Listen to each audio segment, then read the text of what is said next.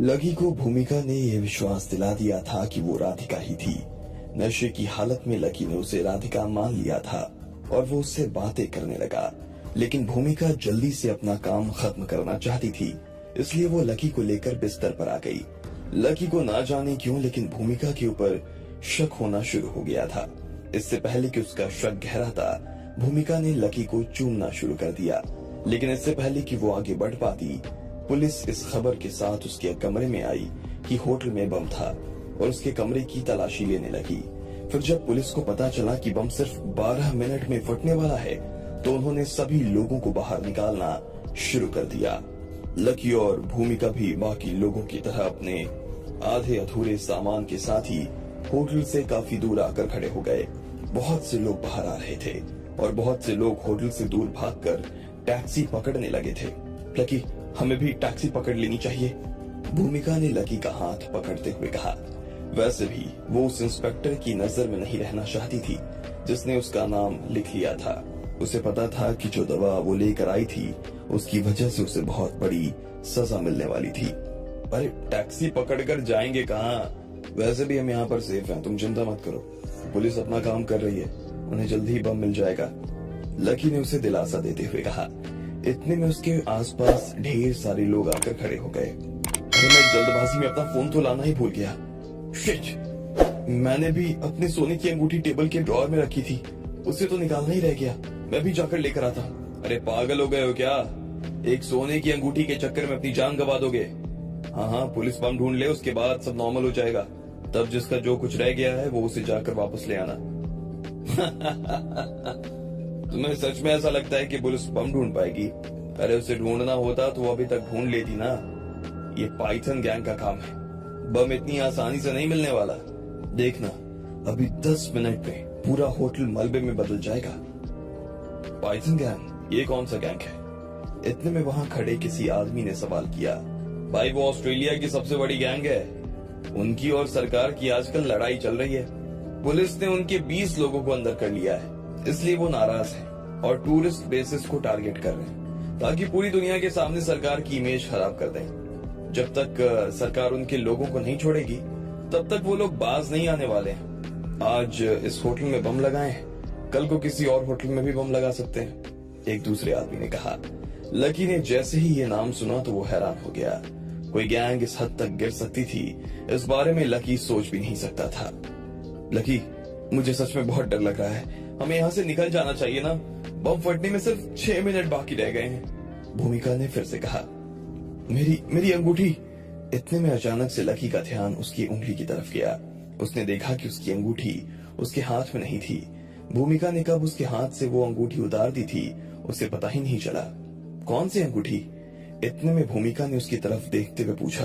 राधिका ने मुझे वो अंगूठी पहनाई थी, ऐसे कैसे गिर सकती है? लकी ने कहा, और इससे पहले कि भूमिका जवाब में कुछ कह पाती, लकी सीधा होटल की तरफ भागने लगा। लकी, रुक जाओ, अरे मैं तुम्हें ऐसी 10 अंगूठी दिलवा दूंगी, पागल हो गए हो क्या? रुक जाओ प्लीज लकी, भूमिका ने चिल्लाते हुए कहा। लेकिन लकी ने उसकी एक नहीं सुनी और सीधा होटल के दरवाजे के बाहर पहुंच गया। वहां पुलिस का जाब्ता तैनात हो गया था। जैसे ही उन्होंने लकी को आते हुए देखा तो उन्होंने उसे रोक लिया। सर प्लीज, मेरी अंगूठी अंदर रह गई है, मुझे प्लीज अंदर जाने दो, लकी ने कहा। सॉरी सर, हम आपको अंदर नहीं जाने दे सकते हैं, अभी तक बम नहीं मिला है, पुलिस वालों ने कहा। सर मेरी बात समझने की कोशिश कीजिए, मेरा जाना बहुत जरूरी है, तो मेरी बीवी की आखिरी निशानी थी और मुझे उसे किसी भी हाल में लाना ही होगा, लकी ने कहा। मैंने कहा ना, हम किसी को अंदर नहीं जाने दे सकते हैं, सॉरी, उस पुलिस वाले ने कहा।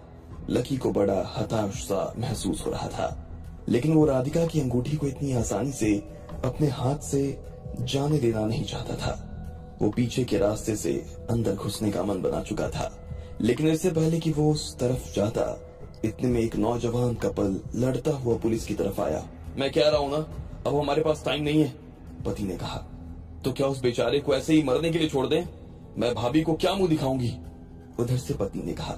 अरे बात समझने की कोशिश करो, ऐसा नहीं है कि मैं उसे बचाना नहीं चाहता हूँ, लेकिन उसके चक्कर में मैं तुम दोनों को नहीं खोना चाहता हूँ। हाँ, पर मैं उसे बचाना चाहती हूँ और मैं अंदर जाऊंगी, उस लड़की ने कहा और पुलिस की तरफ देखने लगी। तुम पागल हो गई हो क्या? एक जान के चक्कर में 3 जान चली जाएगी, थोड़ा तो दिमाग से काम लो, भूलो मत तुम प्रेग्नेंट हो, इतने में उसके पति ने उसे रोकते हुए कहा।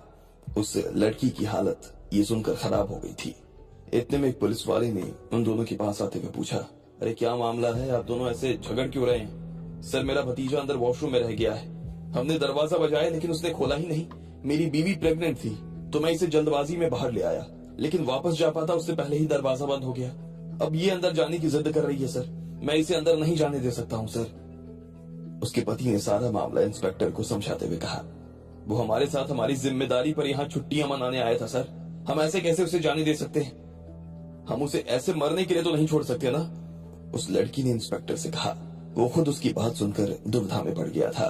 उन लोगों के पास खड़े लकी ने भी उनकी बात को सुन लिया था और उसने बिना देर किए इंस्पेक्टर के पास आते हुए कहा, सर, मेरा इस दुनिया में कोई नहीं है। मेरी बीवी के जाने के बाद से मैं अकेला हूँ। अगर मेरी जान चली भी जाती है तो मुझे कोई परवाह नहीं। आप प्लीज मुझे एक चांस दीजिए, मैं उस बच्चे को और अपनी अंगूठी दोनों को बाहर ले आऊंगा। अगर मैं बच गया तो मेरी किस्मत, और अगर मैं मर भी गया तो कोई फिक्र नहीं। सर प्लीज देर मत कीजिए और मुझे जाने दीजिए, वैसे भी सिर्फ 5 मिनट रह गए। लकी ने उन्हें एक घड़ी दिखाते हुए कहा। जब लकी ने अपनी जान की जिम्मेदारी खुद ले ली थी तो इंस्पेक्टर ने भी उसे नहीं रोका और उसके लिए रास्ता खोल दिया। Thank you. वो किस कमरे में है? इतने में लकी ने उन दोनों से पूछा। रूम नंबर 404, उसका नाम पीरू है, उस लड़की ने कहा। इसके बाद लकी ने 1 सेकंड की भी देर नहीं की और भागते हुए सीधा कमरे की तरफ जाने लगा। पूरा होटल खाली हो गया था और लकी गोली की रफ्तार से भागता हुआ अंदर जा रहा था। रिसेप्शन से पुल और पुल से कमरे का फासला उसने देखते ही देखते पार कर लिया। सबसे पहले वो बच्चे के कमरे में गया। इमरजेंसी होने की वजह से होटल ने लिफ्ट भी बंद कर दी थी। ऐसे में लकी सीढ़ियां चढ़ता हुआ ऊपर की तरफ चला गया और सीधे 4थे माले पर पहुंच गया। जैसे ही वो कमरा नंबर 404 के बाहर पहुंचा तो उसने देखा कि कमरा अंदर से बंद हो गया था। उसने घंटी बजानी शुरू की लेकिन कोई दरवाजा नहीं खोल रहा था। आखिर में जब लकी के पास कोई चारा नहीं रह गया तो उसने लॉक के ऊपर ब्लेड मारना शुरू कर दिया। ब्लेड की धार से लॉक कुछ ही देर में टूट गया और दरवाजा खुल गया। उसने पूरे कमरे में देखा तो बच्चा उसे कहीं नजर नहीं आ रहा था। उसने बाथरूम की तरफ देखा तो बच्चा वहां भी नहीं था। पीरू, पीरू, पीरू, लकी जोर से चिल्लाया। इतने में उसे कमरे में किसी के रोने की आवाज आई। वो बच्चा कुर्सी के पीछे दुबक कर बैठा रो रहा था। जब लकी ने उसे देखा तो उसका दिल पिघल गया। वो छोटा सा भूरी आंखों वाला बच्चा था। उसकी शक्ल देखकर ही ऐसा लग रहा था जैसे वो बुरी तरीके से सहम गया था। उसकी सांस शॉक होने की कगार पर आ गई थी। आप कौन हो और मेरे चाचा कहाँ चले गए? उसने रोते हुए और घबराते हुए लकी से पूछा। मैं आपको आपके चाचा के पास ही ले जाने आया हूँ, लकी ने कहा और बिना देर किए उसे अपनी गोद में उठा लिया। जिस रफ्तार से लकी आया था उससे 2 गुनी रफ्तार से उसने नीचे उतरना शुरू कर दिया। उधर जब लकी ने होटल के अंदर उस बच्चे को बचा लिया था तब इधर बाहर उसके चाचा और चाची खड़े होकर घड़ी देख रहे थे। बम फटने में अभी भी 3 मिनट और कुछ सेकंड्स बाकी थे। उन दोनों ने अपने हाथ जोड़ लिए और भगवान की तरफ देखने लगे। उधर लकी बच्चे को लेकर नीचे आ गया था और अपने कमरे की तरफ बढ़ रहा था, लेकिन जैसे ही वो नीचे वाले फ्लोर पर पहुंचा उसने देखा कि रूम सर्विस वालों का फोन बजने लगा। लकी उस फोन की आवाज सुनकर हैरान हो गया। उसने बिना देर किए फोन उठाया। उधर से आवाज आई, स्वीट नंबर 6 में एक ब्लैक कॉफी भिजवा दीजिए प्लीज। ये आवाज एक लड़की की थी। लकी उसकी डिमांड सुनकर हैरान हो गया। यहाँ बम फटने वाला था और उस लड़की को ब्लैक कॉफी पीनी थी। हेलो हेलो, वो लड़की उधर से बोलती रही, लेकिन इतने में लकी ने फोन काट दिया और भागते हुए स्वीट नंबर 6 की तरफ बढ़ने लगा। उसने दरवाजे के सामने पहुंचते ही घंटी बजा दी। जैसे ही दरवाजा खुला उस लड़की ने लकी को बिना शर्ट के देखा तो वो हैरान हो गई और जोर से चिल्ला उठी, आह! खुद लकी भी उस लड़की को देखकर हैरान हो गया। ये कोई और नहीं बल्कि वही लड़की थी जिसकी लकी से इंडिया में बहस हुई थी। वो अपने नाइट गाउन में ऐसे खड़ी थी जैसे उसे कोई खबर ही नहीं थी कि होटल में हो क्या रहा था। तुम अपने कमरे में क्या कर रही हो? कोई अपने कमरे में क्या करता है, इससे दूसरों को कोई मतलब ना होना तो वही अच्छा है, पर तुम यहाँ सुपरमैन बनकर क्यों घूम रहे हो? पता नहीं यहाँ लड़कियां भी होती हैं? ऐसे नंगे बदन किसके सामने शो ऑफ करने निकले हो? और ये बच्चा किसका है? और ये तुम्हारी गर्दन पर निशान? उस लड़की ने लकी के ऊपर सवाल दागने शुरू कर दिए, लेकिन लकी ने उसके किसी सवाल का जवाब नहीं दिया और सीधा उसका हाथ पकड़कर उसे बाहर ले जाने लगा। अरे हो, हेलो, कहाँ ले जा रहे हो मुझे? और ये सब क्या बदतमीजी है? छोड़ो मेरा हाथ, छोड़ो! उस लड़की ने चिल्लाते हुए कहा। इस होटल में बम है, तुम्हें पता नहीं चला? लकी ने उसके साथ चलते हुए कहा। बम? जैसे उस लड़की ने सुना तो उसके होश उड़ गए। रिसेप्शन से सबको फोन गया था। स्टाफ सबके कमरे में आया था, तुम कहाँ थी तब?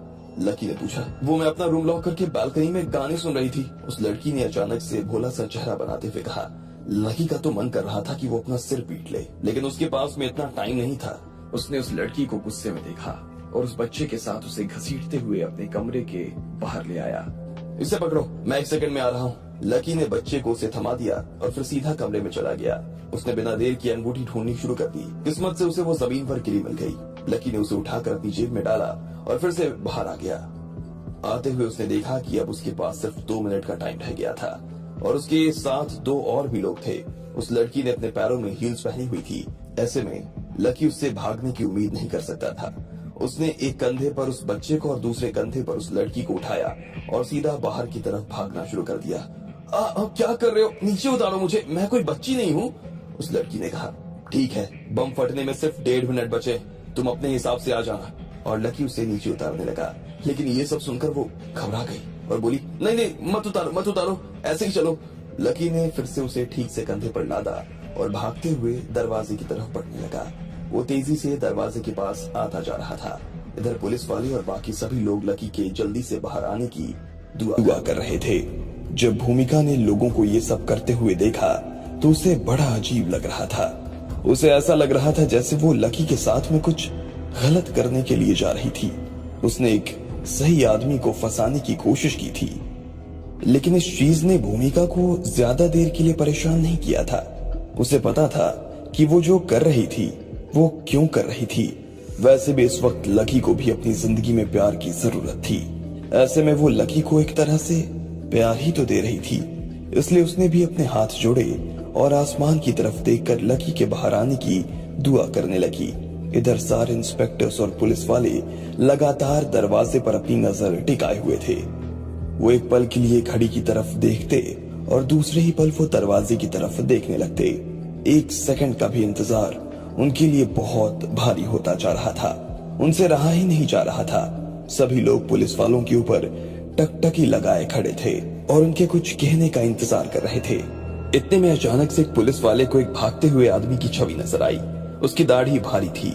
उसने काले रंग की पैंट पहनी हुई थी और ऊपर कुछ नहीं पहना हुआ था। उसके कंधे पर एक लड़की थी और गोदी में एक बच्चा। वो गोली की रफ्तार से भागता हुआ दरवाजे की तरफ बढ़ रहा था। पुलिस इंस्पेक्टर ने जैसे ही उसे आते देखा तो वो खुशी के मारे झूम उठा। उसे ऐसा लग रहा था जैसे उसका अपना बेटा किसी मुसीबत से वापस आ गया हो। वो आ गया, वो आ गया, उसने चिल्लाते हुए कहा। जैसे ही वहां खड़े हुए सभी लोगों ने ये सुना तो वो भी खुशी के मारे झूम उठे और हवा में उछल गए।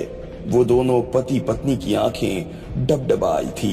अगले ही पल लकी उनके सामने आकर खड़ा हो गया।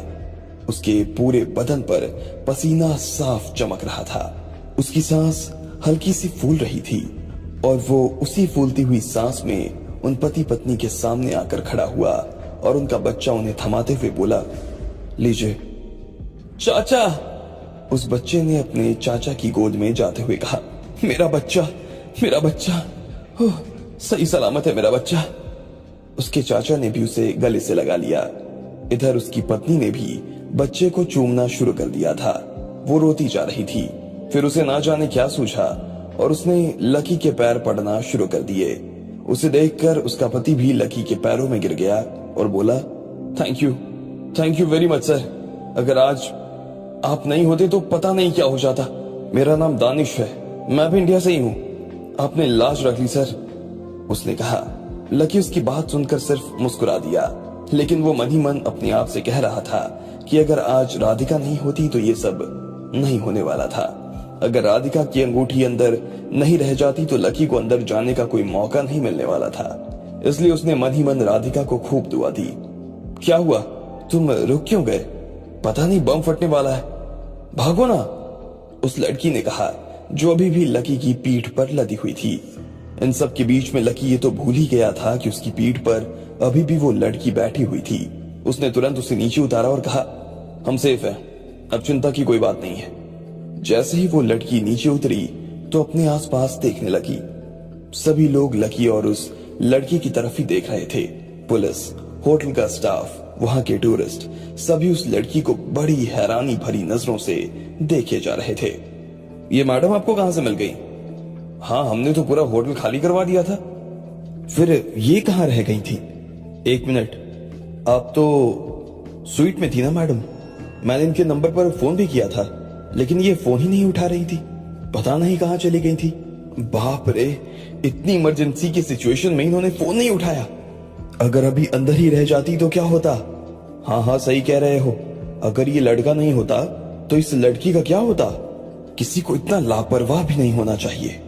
सब लोगों ने उस लड़की के बारे में अपनी अपनी तरह से बातें करनी शुरू कर दी थी। वो खुद भी जानती थी कि उससे लापरवाही हो गई थी, लेकिन फिर भी जिस तरह से वो लोग उसे सुना रहे थे, वो तरीका उसे अच्छा नहीं लग रहा था। उसे गुस्सा आ रहा था और वो लकी को पलटकर जवाब देने ही वाली थी कि इतने में लकी ने लड़की का हाथ पकड़ा और उसे बीच में ही रोक दिया। इसके बाद उसने उसकी आंखों में देखा और नाम में सिर हिला दिया। इसके बाद लकी ने बाकी सभी लोगों की तरफ देखा और बोला, इसमें इसकी कोई गलती नहीं है। ये अपने पिताजी के कुछ काम में लगी हुई थी। उनकी तबीयत ठीक नहीं थी और इसकी मम्मी को हॉस्पिटल के बारे में ज्यादा कुछ जानकारी थी नहीं। ऐसे में ये यहीं फोन से डॉक्टर और हॉस्पिटल स्टाफ से बात कर रही थी। ऐसा कोई इंसान नहीं होता जिससे अपनी जान की परवाह नहीं होती। जैसे आप लोग बाहर आए हैं, वैसे ही जानकारी मिलते ही ये लड़की भी बाहर आ गई है। हमें किसी के बारे में ऐसी बात नहीं करनी चाहिए, कम से कम इस वक्त तो बिल्कुल भी नहीं। लकी की बात सुनते ही सभी लोगों की आंखें नीचे हो गई। अब कोई भी उस लड़की को उस तरह से नहीं देख रहा था जिस तरह से पहले देख रहा था। वो लड़की खुद भी लकी की ये बात सुनकर हैरान हो गई। भले ही उसने ये झूठ बोला था, लेकिन उसने ये झूठ भी उसके लिए ही बोला था। उसने सच में लापरवाही की थी, लेकिन लकी उसकी लापरवाही को लोगों के सामने लाकर उसका मजाक नहीं बनने देना चाहता था। इतनी लड़ाई झगड़े के बाद भी लकी उसके पक्ष में खड़ा था। ये देखकर वो लड़की बहुत खुश हो गई। वो लकी के थोड़े और पास जाकर खड़ी हो गई और उसकी तरफ देखकर मुस्कुराने लगी। लकी भी उसे देखकर मुस्कुरा रहा था, लेकिन इतने में उसकी नजर किसी चीज पर पड़ी और वो हैरान हो गया। अगले ही पल उसके चेहरे पर घबराहट उभर आई और उसने चिल्लाते हुए कहा, बम मिल गया। जैसे ही लकी ने ये कहा तो सब लोग आसपास देखने लगे। जिन चेहरों पर अभी थोड़ी बहुत राहत नजर आ रही थी, वो फिर से घबराने लगे थे। इससे पहले कि वहां अफरा तफरी मचती, लकी ने सभी लोगों को शांत रहने के लिए कहा, आप सभी यहाँ से दूर जाना शुरू कर दीजिए या फिर जहां खड़े हैं वहीं लेट जाइए, जल्दी। लकी ने कहा। इससे पहले कि वो बम की तरफ बढ़ पाता, इंस्पेक्टर ने उससे पूछा, लेकिन बम है कहां? आपकी पेट्रोलिंग जीप के नीचे। लकी ने इशारे से पुलिस वालों को उनकी गाड़ी की तरफ इशारा किया। जैसे ही सभी लोगों ने जीप के नीचे देखा तो उनके भी मुंह खुले के खुले रह गए। वहां उनकी 3 गाड़ियां खड़ी थी और सभी के नीचे एक लाल रंग की बत्ती ब्लिंक कर रही थी। My God! इंस्पेक्टर का खून ठंडा हो गया था। वो गाड़ियां उनसे ज्यादा दूर पर नहीं खड़ी थी। लकी ने अगर सही वक्त पर उसे नहीं देखा होता तो उनमें से ढेर सारे लोग भगवान को प्यारे हो जाते। बम स्क्वाड! इंस्पेक्टर जोर से चिल्लाया और गाड़ियों की तरफ बढ़ने लगा। बम स्क्वाड वाले भी उसके पीछे पीछे जाने लगे थे। उनके पास ज्यादा वक्त नहीं बचा था। वो भागकर गाड़ियों के नीचे पहुंचे और बम की तरफ देखना शुरू कर दिया। बम फटने में अब सिर्फ 15 सेकंड रह गए थे। पुलिस वालों को सिर्फ एक ही बम की जानकारी थी, लेकिन यहाँ तो उनके सिर पर 3 बम आकर खड़े हो गए थे। सभी लोग बुरी तरीके से घबरा रहे थे। लकी भी उनकी गाड़ियों की तरफ भागने लगा, लेकिन इतने में उस लड़की ने उसका हाथ पकड़ लिया। उधर जाना सेफ नहीं है। लकी ने उसकी आंखों में देखा और अपना हाथ छुड़वाकर उनकी तरफ बढ़ने लगा। बम स्क्वाड के 2 लोगों ने 2 बमों को तुरंत डीएक्टिवेट कर दिया, लेकिन तीसरे बम को डीएक्टिवेट करने में उन्हें बड़ी दिक्कत हो रही थी। क्या हुआ? इंस्पेक्टर ने घबराते हुए पूछा। उसके और उसकी टीम के बाकी लोगों के पैर थर थर कांपे जा रहे थे। सर, ये बहुत बड़ा और बहुत ही कॉम्प्लिकेटेड बम है। इन्होंने इसकी वायरिंग काफी घुमा फिरा कर की है और इसके सारे वायर्स एक ही कलर के हैं। ऐसे में समझ में नहीं आ रहा कि कौन सा वायर काटे और कौन सा नहीं, बम स्क्वाड के आदमी ने कहा। ओहो, तुम ही लोगों को नहीं पता कि कौन सा वायर काटना है, तो फिर तुम लोग किस बात के एक्सपर्ट हो भाई? इंस्पेक्टर ने उनके ऊपर खींचते हुए कहा। तब तक लकी भी वहां पहुंच चुका था और उनकी सारी बातें भी सुन ली थी। वो जानता था कि ये टाइम बातें करके वक्त बर्बाद करने का नहीं था, लेकिन हालात ऐसे हो गए थे कि किसी को भी समझ में नहीं आ रहा था कि क्या किया जाए। किसी का दिमाग काम नहीं कर रहा था। बहुत बड़ा बम है सर, बहुत सारा एक्सप्लोसिव है। अगर गाड़ी को यहां से हटाया नहीं गया तो बहुत बड़ा धमाका हो जाएगा, बम स्क्वाड के एक आदमी ने कहा। लेकिन ये सुनकर तो इंस्पेक्टर और उसके साथी और ज्यादा घबरा गए। गाड़ी को यहां से दूर ले जाना, और वो भी इतने कम टाइम में, ये किसी के बस की बात नहीं थी। इंस्पेक्टर अपने सारे हवलदारों की तरफ देख रहा था, लेकिन कोई भी इस काम के लिए आगे नहीं आना चाहता था। सबकी नजरों में इंस्पेक्टर को चोर नजर आ रहा था। उन्हें अपनी नौकरी गंवा देने से कोई फर्क पड़ने वाला नहीं था, लेकिन उनमें से कोई भी अपनी जान गंवाना नहीं चाहता था। मुझे चाबी दो, मैं गाड़ी लेकर जाता हूं। आप लोगों को दूसरी तरफ लेकर जाना शुरू कीजिए, लकी ने कहा। इंस्पेक्टर और बाकी लोगों के मुंह तो खुले के खुले रह गए थे। कुछ हवलदारों को तो इस बात की खुशी हो रही थी कि लकी इस मुसीबत को अपने सिर पर ओढ़ रहा था, लेकिन कुछ को यह बहुत बुरा लग रहा था। उन्हें ऐसा लग रहा था कि लकी जैसे आदमी को यह खतरा मोल नहीं लेना चाहिए। वो पहले ही बहुत खतरा मोल ले चुका है। ज्यादा सोचने का टाइम नहीं है, जल्दी से चाबी दो, इतने में लकी ने चिल्लाते हुए कहा। एक हवलदार ने उसकी तरफ चाबी उछाल दी। लकी ने तुरंत गाड़ी खोली और उसके अंदर बैठ गया। बम फटने में अब सिर्फ 10 सेकंड बाकी रह गए थे। लकी ने अपना दरवाजा खुला ही छोड़ दिया और गाड़ी चालू कर दी। सारे इंस्पेक्टर्स ने अपने हाथ जोड़ लिए थे। लकी उन्हें इस वक्त किसी देवता से कम नजर नहीं आ रहा था। लकी ने इंजन चालू किया और सीधा एक्सेलेरेटर पर पैर रख दिया। अगले ही पल उसकी गाड़ी ढेर सारा धुआं उड़ाते हुए वहां से निकल गई। वो जितनी तेजी से हो सकता था उतनी तेजी से गाड़ी को भगा रहा था। आप सब लोग फिर से होटल के अंदर जाना शुरू कर दीजिए और कोशिश कीजिए कि किसी सेफ जगह पर जाकर खड़े हो जाएं, इंस्पेक्टर ने कहा। लेकिन कोई भी उसकी बात पर ध्यान नहीं दे रहा था। सब लोगों की नजर लकी की गाड़ी पर ही टिकी हुई थी। भले ही वो गाड़ी वहां से चली गई थी, लेकिन फिर भी किसी की नजर उस रास्ते से हटने का नाम ही नहीं ले रही थी। आप लोग मेरी बात सुनिए, प्लीज अंदर चले जाइए, अब होटल में कोई खतरा नहीं है, इंस्पेक्टर ने दोबारा उन सभी लोगों से रिक्वेस्ट करके कहा। नहीं, हम कहीं नहीं जाएंगे। हाँ, जब तक वो वापस नहीं आ जाता हम कहीं नहीं जाने वाले हैं। हाँ, हम यही रुकेंगे, चाहे हमारी जान ही क्यों न चली जाए, इतने में कुछ लोगों ने कहा और अपनी जगह पर जमकर खड़े हो गए। इंस्पेक्टर और बाकी लोगों के ये बात सुनकर तो खुशी उड़ गए। सभी लोगों को लकी से इतनी इसी देर में इतना जुड़ाव हो गया था, इसके बारे में किसी ने नहीं सोचा था। अब उन्हें इस बात का भी डर लग रहा था कि अगर लकी को कुछ हो गया तो ये सब लोग उनकी हालत खराब कर देने वाले थे। इंस्पेक्टर को जब कुछ समझ में नहीं आया तो वो खुद भी उस रास्ते की तरफ देखने लगा जिस रास्ते पर लकी गाड़ी लेकर गया था। प्लीज तुम जो कोई भी हो जल्दी वापस आ जाना, उस लड़की ने भी अपने हाथ जोड़ लिए जिसे लकी बचा कर लाया था। इधर सब लोग बहुत परेशान हो गए थे। हर किसी की नजर उस दिशा में ही थी जिस दिशा में लकी गाड़ी लेकर गया हुआ था। वो चाहते थे कि लकी जल्द से जल्द वापस आ जाए, लेकिन अभी तक उन्हें उसके आने का कोई निशान नजर नहीं आ रहा था। मुझे नहीं लगता कि अब वो लड़का वापस आएगा, पुलिस इंस्पेक्टर ने अपनी टोपी उतारते हुए अपने हवलदार से कहा। हवलदार उसकी बात सुनकर हैरान हो गया। सर, लेकिन आपको ऐसा लग क्यों रहा है? अब तो वो इन दोनों लोगों को हमारे लिए अंदर से यहाँ बाहर लेकर आ गया। मुझे लगता है कि उसी तरह से भागते हुए उस गाड़ी को भी छोड़कर आ जाएगा वो, उस हवलदार ने कहा। जैसी उम्मीद हवलदार की आंखों में नजर आ रही थी, वैसे ही उम्मीद बाकी लोगों की आंखों में भी नजर आ रही थी। वो भी यही चाहते थे कि लकी जल्द से जल्द वापस आ जाए, लेकिन इंस्पेक्टर ने सबकी उम्मीदों को तोड़ते हुए ना में अपना सिर हिलाया और कहा, नहीं, तुम्हें पता नहीं है, लेकिन वो नशे में था, इंस्पेक्टर ने कहा। यह सुनते ही सब लोग हैरान हो गए। उस लड़की ने भी अपने मुंह पर हाथ रख लिया जिसे लकी बचा कर लाया था। जैसे ही भूमिका ने इंस्पेक्टर के मुंह से ये बात सुनी तो उसके गाल लाल हो गए। इंस्पेक्टर ने अपनी ही बात में आगे जोड़ते हुए कहा, और नशा भी शराब या भांग का नहीं था, उसने बहुत भारी ड्रग्स लिया हुआ था, या यूं कहूं कि उसे बहुत भारी ड्रग्स दिया गया था, इंस्पेक्टर ने कहा और भूमिका की तरफ देखने लगा। अचानक से सभी लोगों की नजर इंस्पेक्टर के साथ में भूमिका की तरफ पलट गई थी। वो हैरानी से उसे देख रहे थे। उन्हें भी समझ में नहीं आ रहा था कि इंस्पेक्टर भूमिका को क्यों देख रहा था।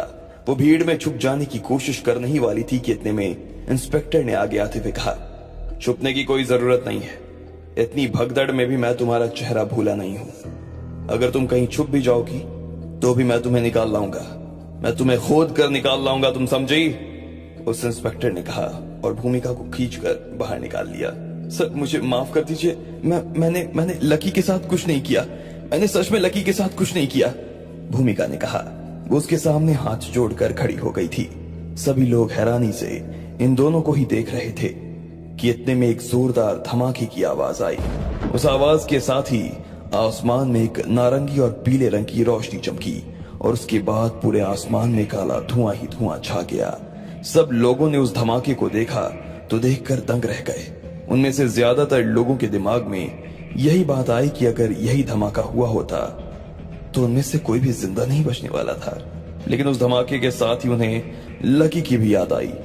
उसने उन्हें तो धमाके से बचा लिया था, लेकिन उसका खुद का कोई अता पता नजर नहीं आ रहा था। इस बात का सबसे पहले उस इंस्पेक्टर को गुस्सा आया और उसने भूमिका को भीड़ से खींचकर बीच में लाकर खड़ा कर दिया। उसका मन तो कर रहा था कि वो उसके ऊपर हाथ उठाए, लेकिन वो एक लड़की थी और इसी वजह से उसने अपने आप को रोक लिया। आप लोगों को इस बात का अंदाजा भी है कि इसने क्या किया है? इस लड़की ने उस लड़के को ये ड्रग्स दिया था। इसका नाम बोनस है। ये कोई छोटा मोटा ड्रग नहीं है, बहुत भारी ड्रग है। बड़े से बड़ा नशेड़ी भी इस ड्रग को इस्तेमाल करने से पहले सोचता है। इसका नशा आदमी के दिमाग में 4 दिन तक चढ़ा रहता है और इस दौरान आप उससे जो चाहें वो करवा सकते हैं। बताओ, तुम उसके साथ में क्या करना चाहती थी? इंस्पेक्टर ने भूमिका की तरफ तीखी नजरों से देखते हुए कहा, नहीं सर, आपको गलतफहमी हुई है। मैं उसके साथ में कुछ भी नहीं करना चाहती थी और मुझे तो ये भी नहीं पता था कि ये ड्रग मेरे बैग में आया है कहां से। सच में मुझे इस बारे में कोई जानकारी नहीं है। भूमिका ने फिर से अपनी तरफ से सफाई देते हुए कहा। वो इन लोगों के हाथों से मार नहीं खाना चाहती थी और ना ही अपना करियर खराब होने देना चाहती थी, लेकिन इंस्पेक्टर भी कोई बच्चा नहीं था। उसकी आंखों ने वो सब देख लिया था जो वो हकीकत में देख नहीं पाया था। उसने भूमिका को फटकारते हुए कहा, मेरी 15 साल की ड्यूटी है मैडम। कमरे में घुसते ही पता कर लेता हूं कि कमरे में हो क्या रहा है। तुम्हें क्या लगता है मुझे ये पता नहीं चला होगा कि तुम उसके साथ कमरे में क्या कर रही थी? उसका शर्ट खुला हुआ था, उसके गले पर तुम्हारी लिपस्टिक के निशान थे, कॉफी के एक कप में ये पाउडर मिला हुआ था, पानी के एक ग्लास में इस पाउडर के निशान नजर आ रहे थे। मुझे बेवकूफ समझती हो क्या? जब मैं इसके कमरे से बाहर गया और 3 बार दरवाजा बजाया तब इसने दरवाजा खोला। उसके बाद भी ये मुझे कमरे में अंदर जाने देना नहीं चाहती थी। वो तो भला उस लड़के का जिसने दरवाजा खोला और हमें अंदर आने दिया। अगर मैं अंदर नहीं जा पाता तो मुझे ये सब कुछ पता नहीं चलता। अब चुपचाप बताओ कि क्या सच है, वरना मैं तुम्हें ऐसी सजा दिलवाऊंगा कि फिर कभी इंडिया नहीं जा पाओगी। ये सुनते ही भूमिका घबरा गई। उसे पता नहीं था कि उसकी इतनी छोटी सी भूल इतना बड़ा कांड बन सकती थी। अपनी आंखों से वो खुद देख सकती थी कि लकी वापस नहीं आया था। धमाके की आग काफी शांत हो गई थी, लेकिन लकी का कोई अता पता नहीं था। ऐसे में सच खुद उसके गले से बाहर आने की जिद कर रहा था, लेकिन उसने अपने आप को जैसे तैसे थामा हुआ था। अरे बोलती क्यों नहीं हो जो पूछ रहे हैं? अरे तुमने उनकी बात का कोई जवाब नहीं दिया तो हम तुम्हें यहां से जिंदा नहीं जाने देंगे। बात समझ में आ रही है या नहीं आ रही है? लोगों ने भूमिका के ऊपर दबाव बनाना शुरू कर दिया। इसके साथ ही कुछ लड़कियां तो उसकी दिशा में उसे पीटने के लिए भी आगे बढ़ने लगी थी। उसकी आंखों में वही आग थी जो वहां से कुछ दूरी पर जल रही थी। उन सबको देखकर भूमिका घबरा गई। वो पीछे हटने ही वाली थी कि इतने में वो लड़की जिसे लकी ने बचाया था वो भागते हुए आगे आई और उसने भूमिका की गर्दन पकड़ ली।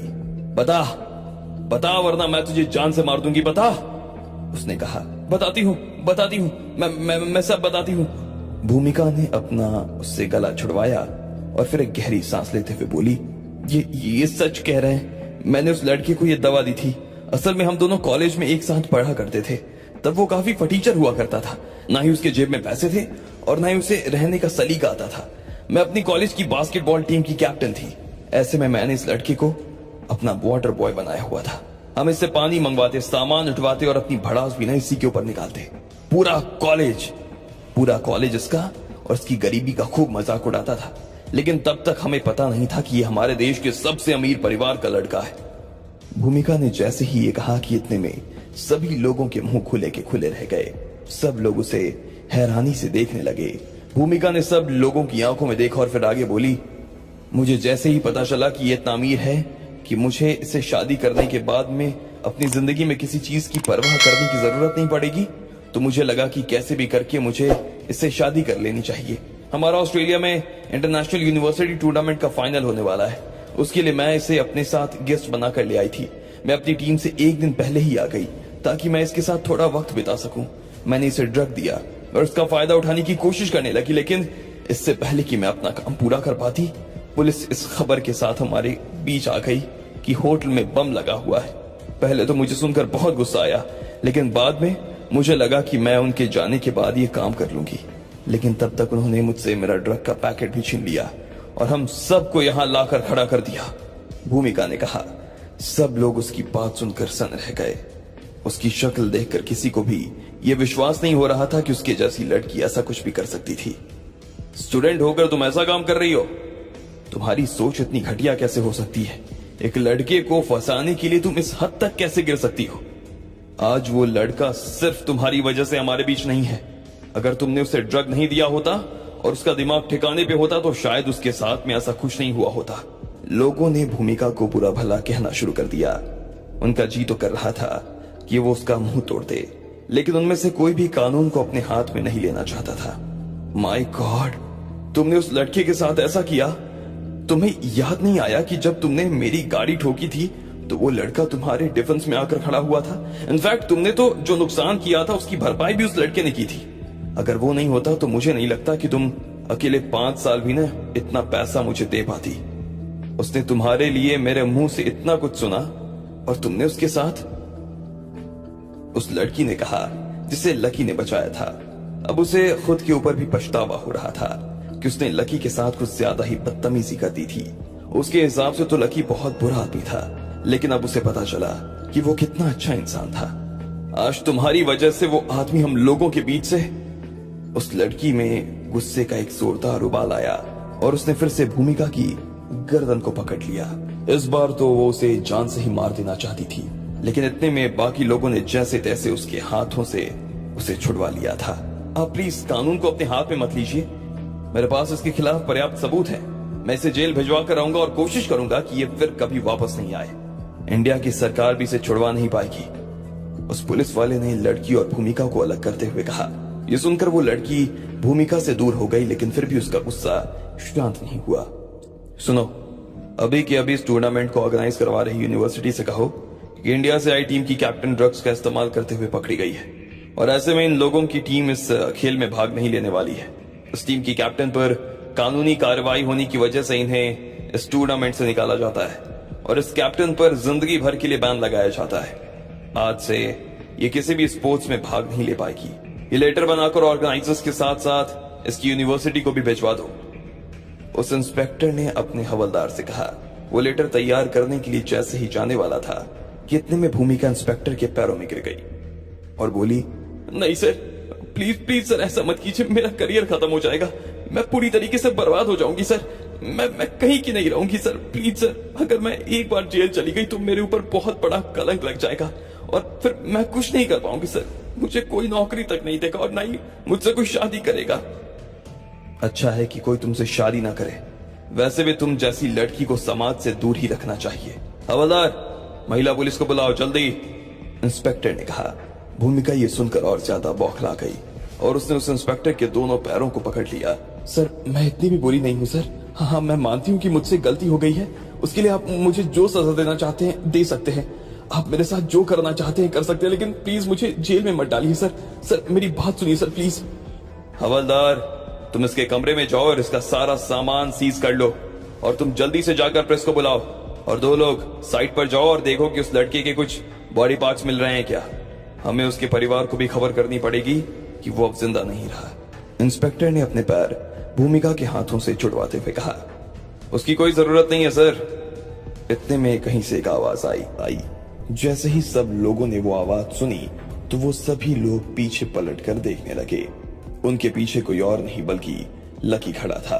उसकी सांस थोड़ी सी फूल रही थी और उसका बदन पसीने से भीग चुका था। लकी! भूमिका की नजर जैसे ही लकी पर पड़ी तो उसकी जान में जान आ गई। उसे ऐसा लग रहा था जैसे लकी के आ जाने की वजह से अब कोई उसके साथ कुछ करने वाला नहीं था। वो भागकर लकी की तरफ गई और उससे लिपट गई। लकी, इन्हें समझाओ ना, ये लोग मेरे साथ बहुत गलत कर रहे हैं। ये मुझे जेल ले जा रहे हैं। प्लीज इन्हें समझाओ। इन्हें बताओ कि मैं तुम्हें कोई नुकसान नहीं पहुंचाना चाहती थी, भूमिका ने कहा और लकी की तरफ देखने लगी। लकी ने उसकी आंखों में देखा और कहा, मुझे तुमसे ये उम्मीद नहीं थी। इसके बाद उसने भूमिका को धक्का देकर अपने से अलग कर दिया और फिर इंस्पेक्टर के पास आते हुए बोला, इंस्पेक्टर साहब, इस लड़की ने मेरे साथ जो कुछ भी किया है वो सब मैंने सुन लिया है। फिर भी मेरी किस्मत अच्छी थी कि हमारे बीच कुछ हुआ नहीं, इसलिए मैं चाहता हूं कि आप इसे जेल ना भेजें। लेकिन लकी, इसकी वजह से आज तुम्हारी जान जा सकती थी। अगर इस ड्रग का ओवरडोज हो जाता तो तुम मर सकते थे। ऐसा कोई ड्रग नहीं है इंस्पेक्टर साहब जो लकी को मार सके। आप इसे जाने दीजिए। मैं इसके खिलाफ कोई भी कंप्लेंट नहीं लिखवाना चाहता हूं। इसकी सजा यही है कि इसकी टीम टूर्नामेंट में तो उतरेगी, लेकिन ये मैदान में कैप्टन की तरह नहीं बल्कि वाटर गर्ल की तरह जाएगी। लकी ने भूमिका की तरफ देखते हुए कहा। यह सुनते ही भूमिका के होश उड़ गए। मैं वाटर गर्ल? लकी प्लीज मेरे साथ ऐसा मत करो। अगर मैं मैच नहीं खेलूंगी तो टीम हार जाएगी। सोचो हमारी यूनिवर्सिटी का कितना नाम खराब हो जाएगा। मुझे कोई फर्क नहीं पड़ता। खेल को खेल की भावना से खेलना चाहिए, और तुम खेल के मैदान में हो या जिंदगी के मैदान में, तुम्हारी भावना अच्छी होनी चाहिए। अब वाटर गर्ल बनना है या लगवाऊं हथकड़ी? लकी ने उसे धमकी देते हुए कहा। नहीं, मैं वो वाटर गर्ल ठीक हूं, मुझे कोई दिक्कत नहीं है, भूमिका ने हाथ जोड़कर कहा। वो लकी से इस मामले में और ज्यादा जिद नहीं करना चाहती थी। बाकी लोग भी लकी के इस फैसले पर आगे कुछ नहीं कहना चाहते थे, लेकिन उस लड़की को जिसे लकी ने बचाया था, उसे लकी के वहां खड़े रहने से बड़ी हैरानी हो रही थी। उसे अभी भी विश्वास नहीं हो रहा था कि लकी जिंदा बच गया था। जब उससे रहा नहीं गया तो उसने लकी के पास आते हुए पूछा, तुम जिंदा कैसे बच गए? क्यों, तुम नहीं चाहती थी कि मैं जिंदा बचूं? लकी ने पूछा और उसकी तरफ देखकर मुस्कुराने लगा। उस लड़की के पास इस बात का कोई जवाब नहीं था। उसकी इतनी हिम्मत भी नहीं हो रही थी कि वो पलटकर जवाब दे सके। मेरा वो मतलब नहीं है। एक्चुअली हम सब जब यहाँ खड़े थे तो हमें नहीं लगा था कि तुम जिंदा बच पाओगे। जिस तरह का ब्लास्ट हुआ और तुम फिर जिस हालत में थे, हाँ लकी, सच में मेरी तो हालत ही खराब हो गई थी। इंस्पेक्टर ने भी अपनी तरफ से कहा। लकी उन दोनों की बात सुनकर मुस्कुरा दिया और बोला, मैंने कहा था कि मैं गाड़ी छोड़कर वापस आता हूं, तो मैं वापस आ गया। वैसे भी मैं अपना किया हुआ वादा ना निभाऊं ऐसा कभी होता नहीं है, लकी ने कहा और उन लोगों की तरफ देखकर मुस्कुराने लगा। लकी वापस कैसे आया ये तो उसने नहीं बताया, लेकिन लोगों को भी ये जानने से ज्यादा इस बात की खुशी थी कि लकी उनके सामने खड़ा था। वो सभी उसे देखकर मुस्कुरा रहे थे। वो लड़का जिसे लकी बचा कर लाया था, वो तो लकी के चेहरे से नजर ही नहीं हटा पा रहा था। इतने में लकी ने इंस्पेक्टर की तरफ देखा और कहा, अगर सारे हालात कंट्रोल में हो तो हम लोग सोने जाएं? हाँ हाँ बिल्कुल, अब आप लोग आराम से सोने जा सकते हैं। हम आपको और ज्यादा वक्त नहीं लेंगे। आपने जिस तरह से कोऑपरेट किया उसके लिए थैंक यू सो मच। और लकी, मैं तुम्हारा तो तहे दिल से शुक्रिया अदा करना चाहता हूँ। अगर तुम नहीं होते तो हमें पाइथन ग्रुप की इस चालाकी के बारे में तो पता ही नहीं चल पाता। हमें तो लग रहा था कि उन्होंने होटल में बम लगाया है। जितनी देर हम लोगों ने होटल में बम ढूंढा, उतनी देर में उन्होंने हमारी ही गाड़ी में बम लगा दिया, लेकिन तुमने उसे वक्त रहते ढूंढ लिया। Thank you. अगर तुम्हें यहाँ किसी भी चीज की जरूरत हो तो मुझे जरूर कॉल करना। मैं तुम्हारी मदद के लिए हमेशा तैयार रहूंगा, इंस्पेक्टर दानिश ने कहा और फिर लकी से हाथ मिला लिया। लकी ने भी मुस्कुराते हुए उससे हाथ मिलाया और होटल की तरफ जाने लगा। पुलिस भी वहां जाने के लिए रवाना हो गई।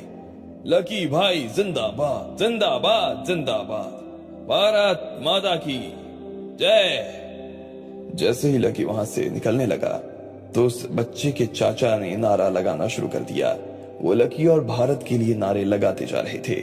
भीड़ ने चारों तरफ से लकी को घेरा हुआ था और उन्हीं लोगों के बीच से होता हुआ वो अपने स्वीट की तरफ जा रहा था। जब उस लड़की ने यह सब देखा तो वो देखती ही रह गई। लकी जिंदाबाद, लकी जिंदाबाद, उस लड़की ने भी धीरे से कहा और फिर उस भीड़ के पीछे पीछे जाने लगी।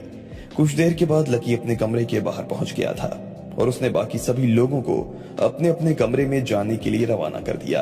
अपने कमरे में आने से पहले तक तो उसे इस चीज का एहसास नहीं हो रहा था, लेकिन कमरे में आ जाने के बाद उसे बहुत बुरी थकान महसूस हो रही थी।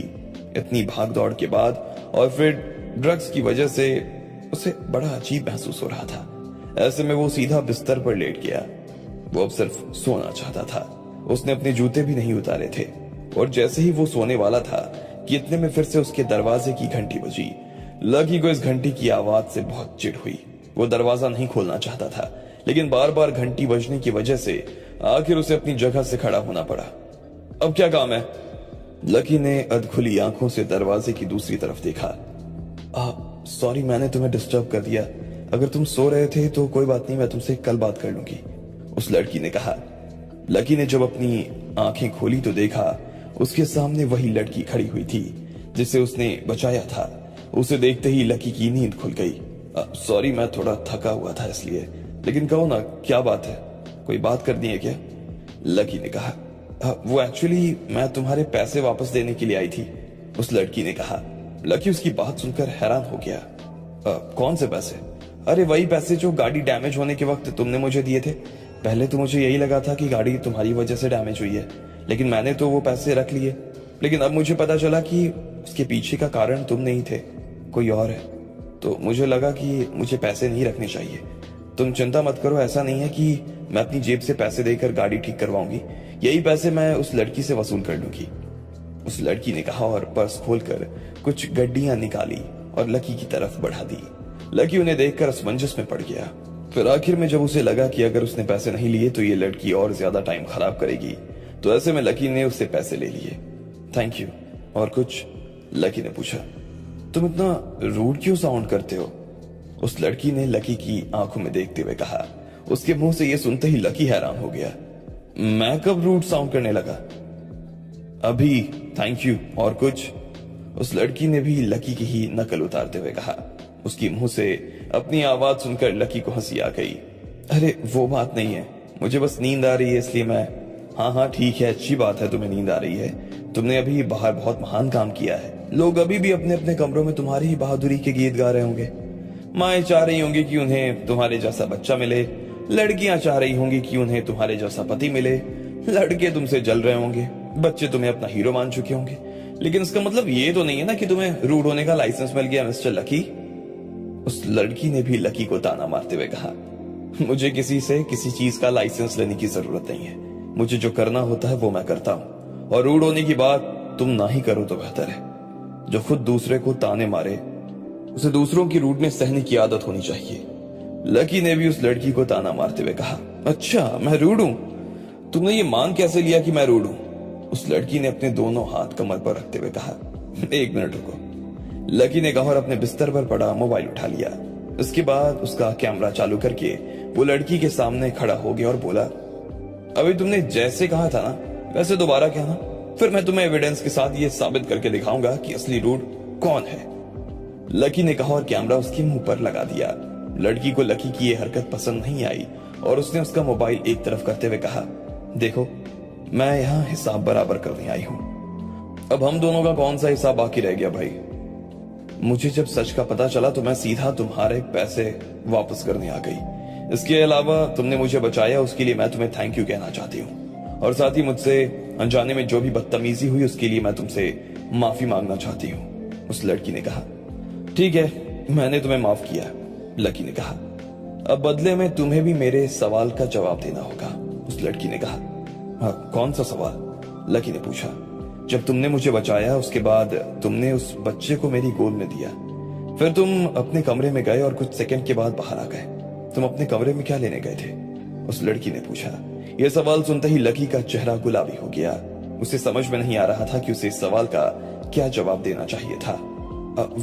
मैं मेरा फोन भूल गया था, लकी ने बात को घुमाते हुए कहा। तुम्हारी जानकारी के लिए बता देना चाहती हूँ कि मैं झूठ बहुत अच्छी तरीके से पकड़ लेती हूँ और बहुत जल्दी भी, और मुझे ये भी पता चल गया है कि तुमने ये झूठ कहा है।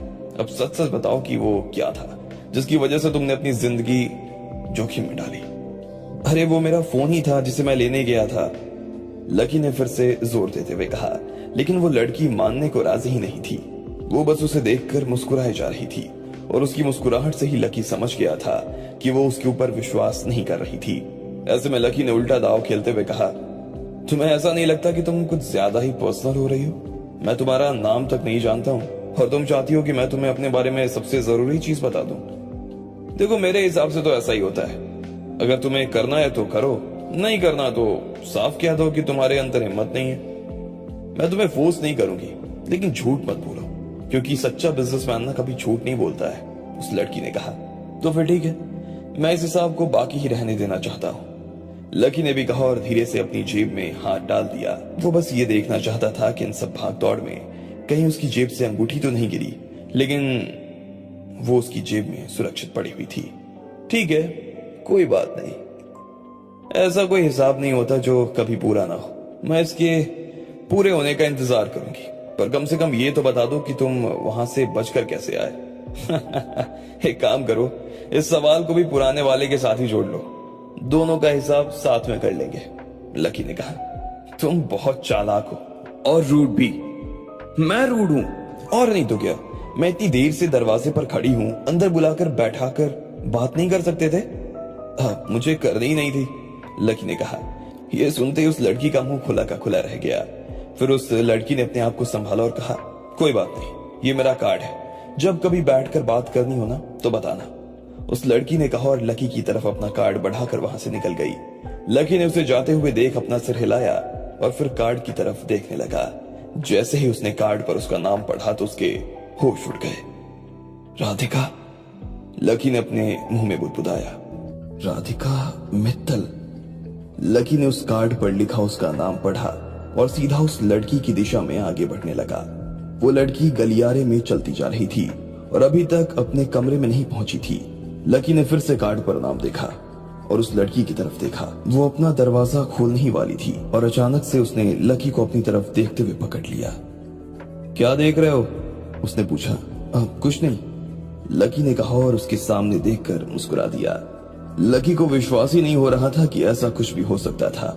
वो इसे इत्तेफाक मानकर रह गया था और अपने कमरे में आकर सो गया। लेकिन कार्ड पर नाम पढ़ने के बाद में उसकी आंखों से नींद बिल्कुल गायब हो गई थी।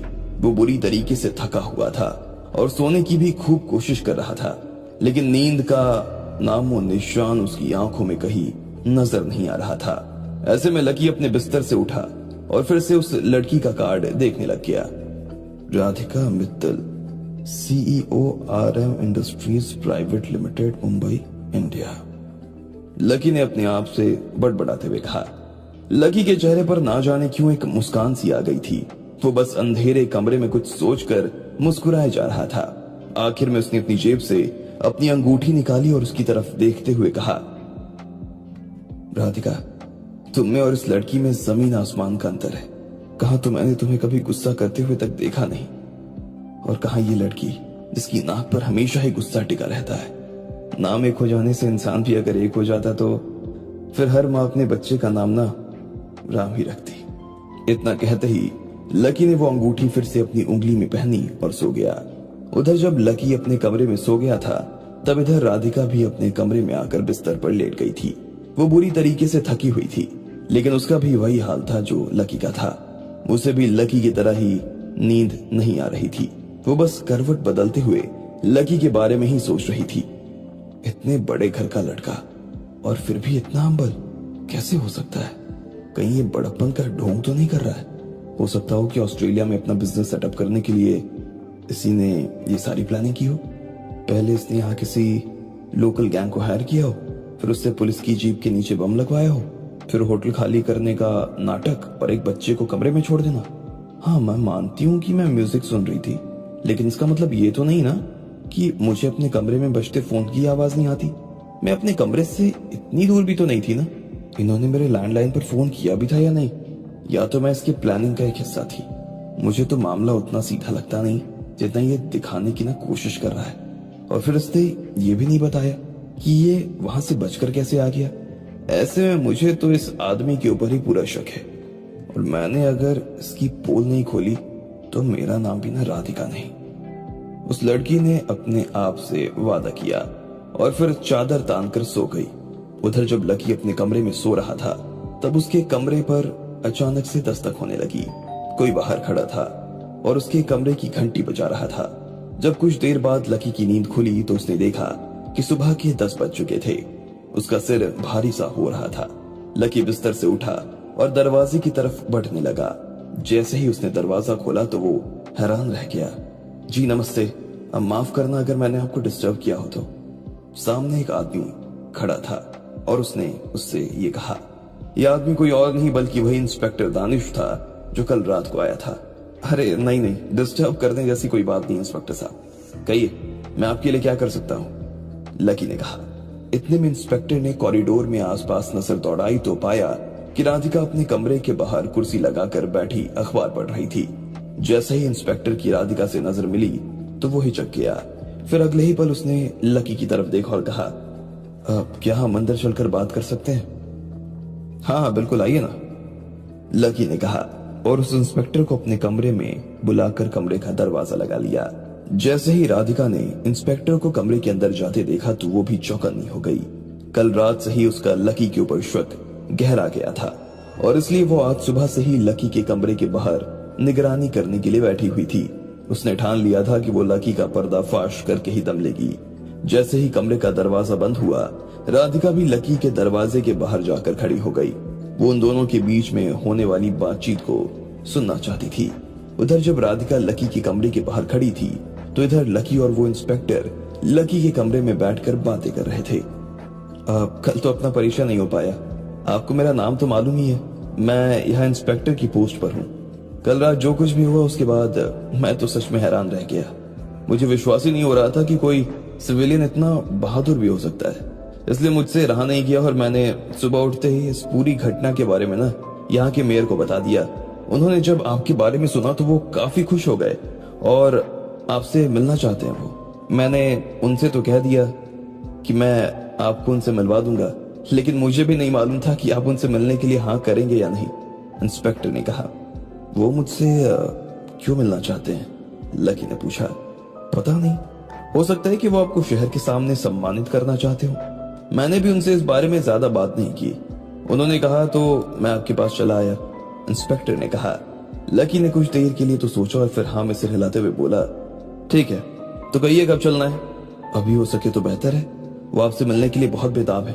आपसे मिलने के लिए तो उन्होंने अपने काफी सारे काम भी छोड़े हुए हैं, कह रहे थे कि जब तक आपसे नहीं मिलते तब तक आगे का कोई काम ही नहीं करेंगे, उस इंस्पेक्टर ने कहा। लकी उसकी बात सुनकर मुस्कुरा दिया और बोला, ठीक है आप जरा बैठिए, मैं आपके लिए चाय मंगवा देता हूँ, आप चाय पीजिए, तब तक मैं जरा नहा धोकर आता हूँ, लकी ने कहा और इंस्पेक्टर के लिए चाय मंगवा कर सीधा बाथरूम में चला गया। उधर इंस्पेक्टर कमरे में बैठकर लकी का इंतजार कर रहा था और इधर उधर देख रहा था। तभी उसकी नजर दरवाजे की तरफ गई। उसने देखा कि दरवाजे के पास कोई खड़ा था। जैसे ही उसे इस चीज का आभास हुआ तो वो अपनी जगह से खड़ा हुआ और सीधा पीपिंग होल से बाहर की तरफ झांक कर देखने लगा। उसने देखा कि राधिका अपना कान दरवाजे से टिकाए खड़ी थी। इंस्पेक्टर को उसका इस तरह से खड़े रहना थोड़ा अजीब लगा। ऐसे में उसने सीधा दरवाजा खोल दिया। राधिका ये देखकर हैरान हो गई। क्या हुआ, आपको कुछ चाहिए था? इंस्पेक्टर ने राधिका से पूछा। उसे अपने सामने खड़ा देख ही राधिका सकपका गई और हड़बड़ी में नीचे बैठकर कुछ ढूंढने का नाटक करने लगी। क्या हुआ, कुछ हो गया क्या आपका? हाँ वो मेरा राधिका ने बिना इंस्पेक्टर की तरफ देखे इधर उधर हाथ पैर मारने शुरू कर दिए, लेकिन उसका कुछ खोया नहीं था। वो बस कुछ ढूंढने का नाटक कर रही थी, लेकिन पूरे कॉरिडोर में ऐसी कोई चीज नहीं थी जिस पर राधिका हाथ रखकर ये कह सके कि ये उसकी है। इंस्पेक्टर ने कुछ देर तक तो उसकी नौटंकी देखी और फिर कहा, वैसे मुझे पता है कि आप ढूंढ क्या रही हैं। जैसे ही उसने ये कहा और राधिका की तरफ मुस्कुराते हुए देखा तो राधिका के चेहरे का रंग उड़ गया। उसे ऐसा लगा जैसे वो पकड़ी गई थी। फिर भी उसने इंस्पेक्टर से ये पूछने की हिम्मत जरूर की कि आखिर उससे क्या पता था। क्या लगता है आपको मैं क्या ढूंढ रही थी? कमरे के अंदर जो बातें हो रही थी आप उन्हीं को तो ढूंढ रही थी, इंस्पेक्टर ने अपने दोनों हाथ बांधते हुए कहा। क्या कह रहे हैं सर आप? कमरे के अंदर की बातें? कमरे के अंदर की बातों से मेरा क्या लेना देना? मैं तो सच में मैंने आपको दरवाजे पर कान टिकाए बातें सुनते हुए देखा था, उसके बाद ही तो मैंने दरवाजा खोला है। अब आपको लगता है कि मुझे देखने में कोई चूक हुई है तो एक काम करते हैं, यहाँ कैमरा लगा हुआ है, हम उसमें से ना फुटेज निकाल कर देख लेते हैं कि आप क्या कर रही थी। अभी दूध का दूध और पानी का पानी हो जाएगा, इंस्पेक्टर ने कहा और राधिका की आंखों में देखने लगा। अब राधिका के पास देने के लिए कोई जवाब बचा ही नहीं था। वो पकड़ी जा चुकी थी और कहीं न कहीं छुपने का रास्ता ढूंढ रही थी। सर चाय, इतने में होटल की वेटर ने आते हुए कहा। थैंक यू, प्लीज इसे अंदर रख दो, इंस्पेक्टर ने कहा और उसे अंदर भेज दिया। राधिका अभी भी वहीं खड़ी थी। आप चाय पीना पसंद करेंगी? इंस्पेक्टर ने पूछा। राधिका ने नाम में सिर हिला दिया। इंस्पेक्टर उसे देखकर मुस्कुरा दिया और वो जैसे ही दरवाजा बंद करके अंदर जाने वाला था कि इतने में राधिका ने उसे फिर से रोका और कहा, सर असल में मैं आपसे कुछ बात करना चाहती थी। जैसे ही इंस्पेक्टर ने राधिका से ये सुना तो वो रुक गया और राधिका की तरफ देखने लगा। मुझसे? आप मुझसे क्या बात करना चाहती हैं? सर मैं इस आदमी के बारे में आपसे कुछ बात करना चाहती हूँ, राधिका ने हिचकते हुए कहा। इंस्पेक्टर ने कमरे में पलटते हुए देखा और फिर पूछा, किसके? इस वेटर के? नहीं सर, वेटर के नहीं, मैं आपसे लकी के बारे में कुछ बात करना चाहती हूँ, राधिका ने धीरे से कहा। इंस्पेक्टर उसके मुंह से लकी का नाम इस तरह से सुनकर हैरान हो गया। वो देख पा रहा था कि राधिका लकी के बारे में बात तो करना चाहती थी, लेकिन इसका पता वो लकी को बिल्कुल नहीं लगने देना चाहती थी। वो लकी के बारे में इंस्पेक्टर को कुछ ऐसा बताना चाहती थी जिसके बारे में इंस्पेक्टर पहले से नहीं जानता था। ऐसे में इंस्पेक्टर को लगा कि उसे लकी के बारे में उससे सुनना चाहिए। अभी तक तो उसने लकी के व्यक्तित्व का अच्छा पहलू ही देखा था, लेकिन शायद राधिका के पास में उसके व्यक्तित्व का बुरा पहलू भी था जिसे वो वक्त रहते उसके सामने ले आना चाहती थी। इसलिए इंस्पेक्टर ने हाँ में सिर हिलाते हुए कहा, कहो क्या कहना चाहती हो? सर यहाँ नहीं बता सकती। तो फिर कहाँ बताओगी? इंस्पेक्टर ने पूछा। राधिका ने अपनी गर्दन को इधर उधर घुमाया और आखिरकार उसे पुल के पास में एक बेंच खाली मिल गई। उसने कहा, वहां चले? इंस्पेक्टर ने उस बेंच की तरफ देखा और फिर चाय की तरफ देखने लगा। वो कमरे में गया और अपना चाय का कप भरकर बाहर आ गया। चलो, उसने कहा और दोनों उस बेंच की तरफ बढ़ने लगे। थोड़ी ही देर बाद में वो दोनों बेंच पर बैठ गए। कहो, क्या जानती हो तुम लकी के बारे में? इंस्पेक्टर ने पूछा और फिर अपने कप से चाय का घूंट लेने लगा। सर उसके बारे में मैं तो सिर्फ एक ही चीज जानती हूँ कि जैसा वो दिखता है ना वैसा है नहीं, राधिका ने कहा। ये सुनकर इंस्पेक्टर की लकी के बारे में जानने की रुचि और ज्यादा बढ़ गई। तो फिर वो कैसा है? सर वो एक नंबर का चालबाज और बदमाश आदमी है। कल जो कुछ भी होटल के अंदर हुआ ना, वो सब असल में उसी का किया धरा है, राधिका ने कहा। ये सुनते इंस्पेक्टर के तो होश उड़ गए। ये बात उसके दिमाग में आई ही नहीं। जैसा राधिका सोच रही थी वैसा तो उसने सोचा ही नहीं था। और राधिका ऐसा क्यों सोच रही थी इसके बारे में जानने के लिए उसने राधिका से पूछा, तुम्हें ऐसा क्यों लगता है कि कल रात जो कुछ हुआ वो उसने ही जानबूझकर किया है? इंस्पेक्टर ने पूछा। बताती हूँ सर, राधिका ने कहा और फिर एक गहरी सांस लेते हुए उसने इंस्पेक्टर को वो सारी कहानी सुना दी जो उसके मन में चल रही थी। कल रात को उसने लकी के बारे में जो कुछ भी सोचा था और उस बात को सच्चा साबित करने के लिए जो कुछ भी तर्क उसके दिमाग में उसे दिए थे, वो सारे तर्क उसने इंस्पेक्टर के सामने रख दिए। इंस्पेक्टर खुद भी उसकी बात को बहुत ध्यान से सुन रहा था और कुछ सोच रहा था। तो अब तुम्हारे हिसाब से हमें क्या करना चाहिए? तुमने जो कहा वो सारी बातें तो अपने आप में ठीक है, लेकिन तुम ये साबित कैसे करोगी कि लकी ने ये सब जानबूझकर किया है और वो इन सब चीजों के पीछे का मास्टरमाइंड है? इंस्पेक्टर ने पूछा। सर वो मैं अकेले तो नहीं कर पाऊंगी ना, उसके लिए मुझे आपकी मदद की जरूरत पड़ेगी। अगर हम उसकी हिस्ट्री निकालें या फिर बस उसे इंट्रोगेट करके भी देखेंगे तो ये बात उसके मुंह से ना 2 मिनट में निकल जाएगी कि उसने ये किया है। इस बात पर मैं तो श्योर हूं, राधिका ने कहा।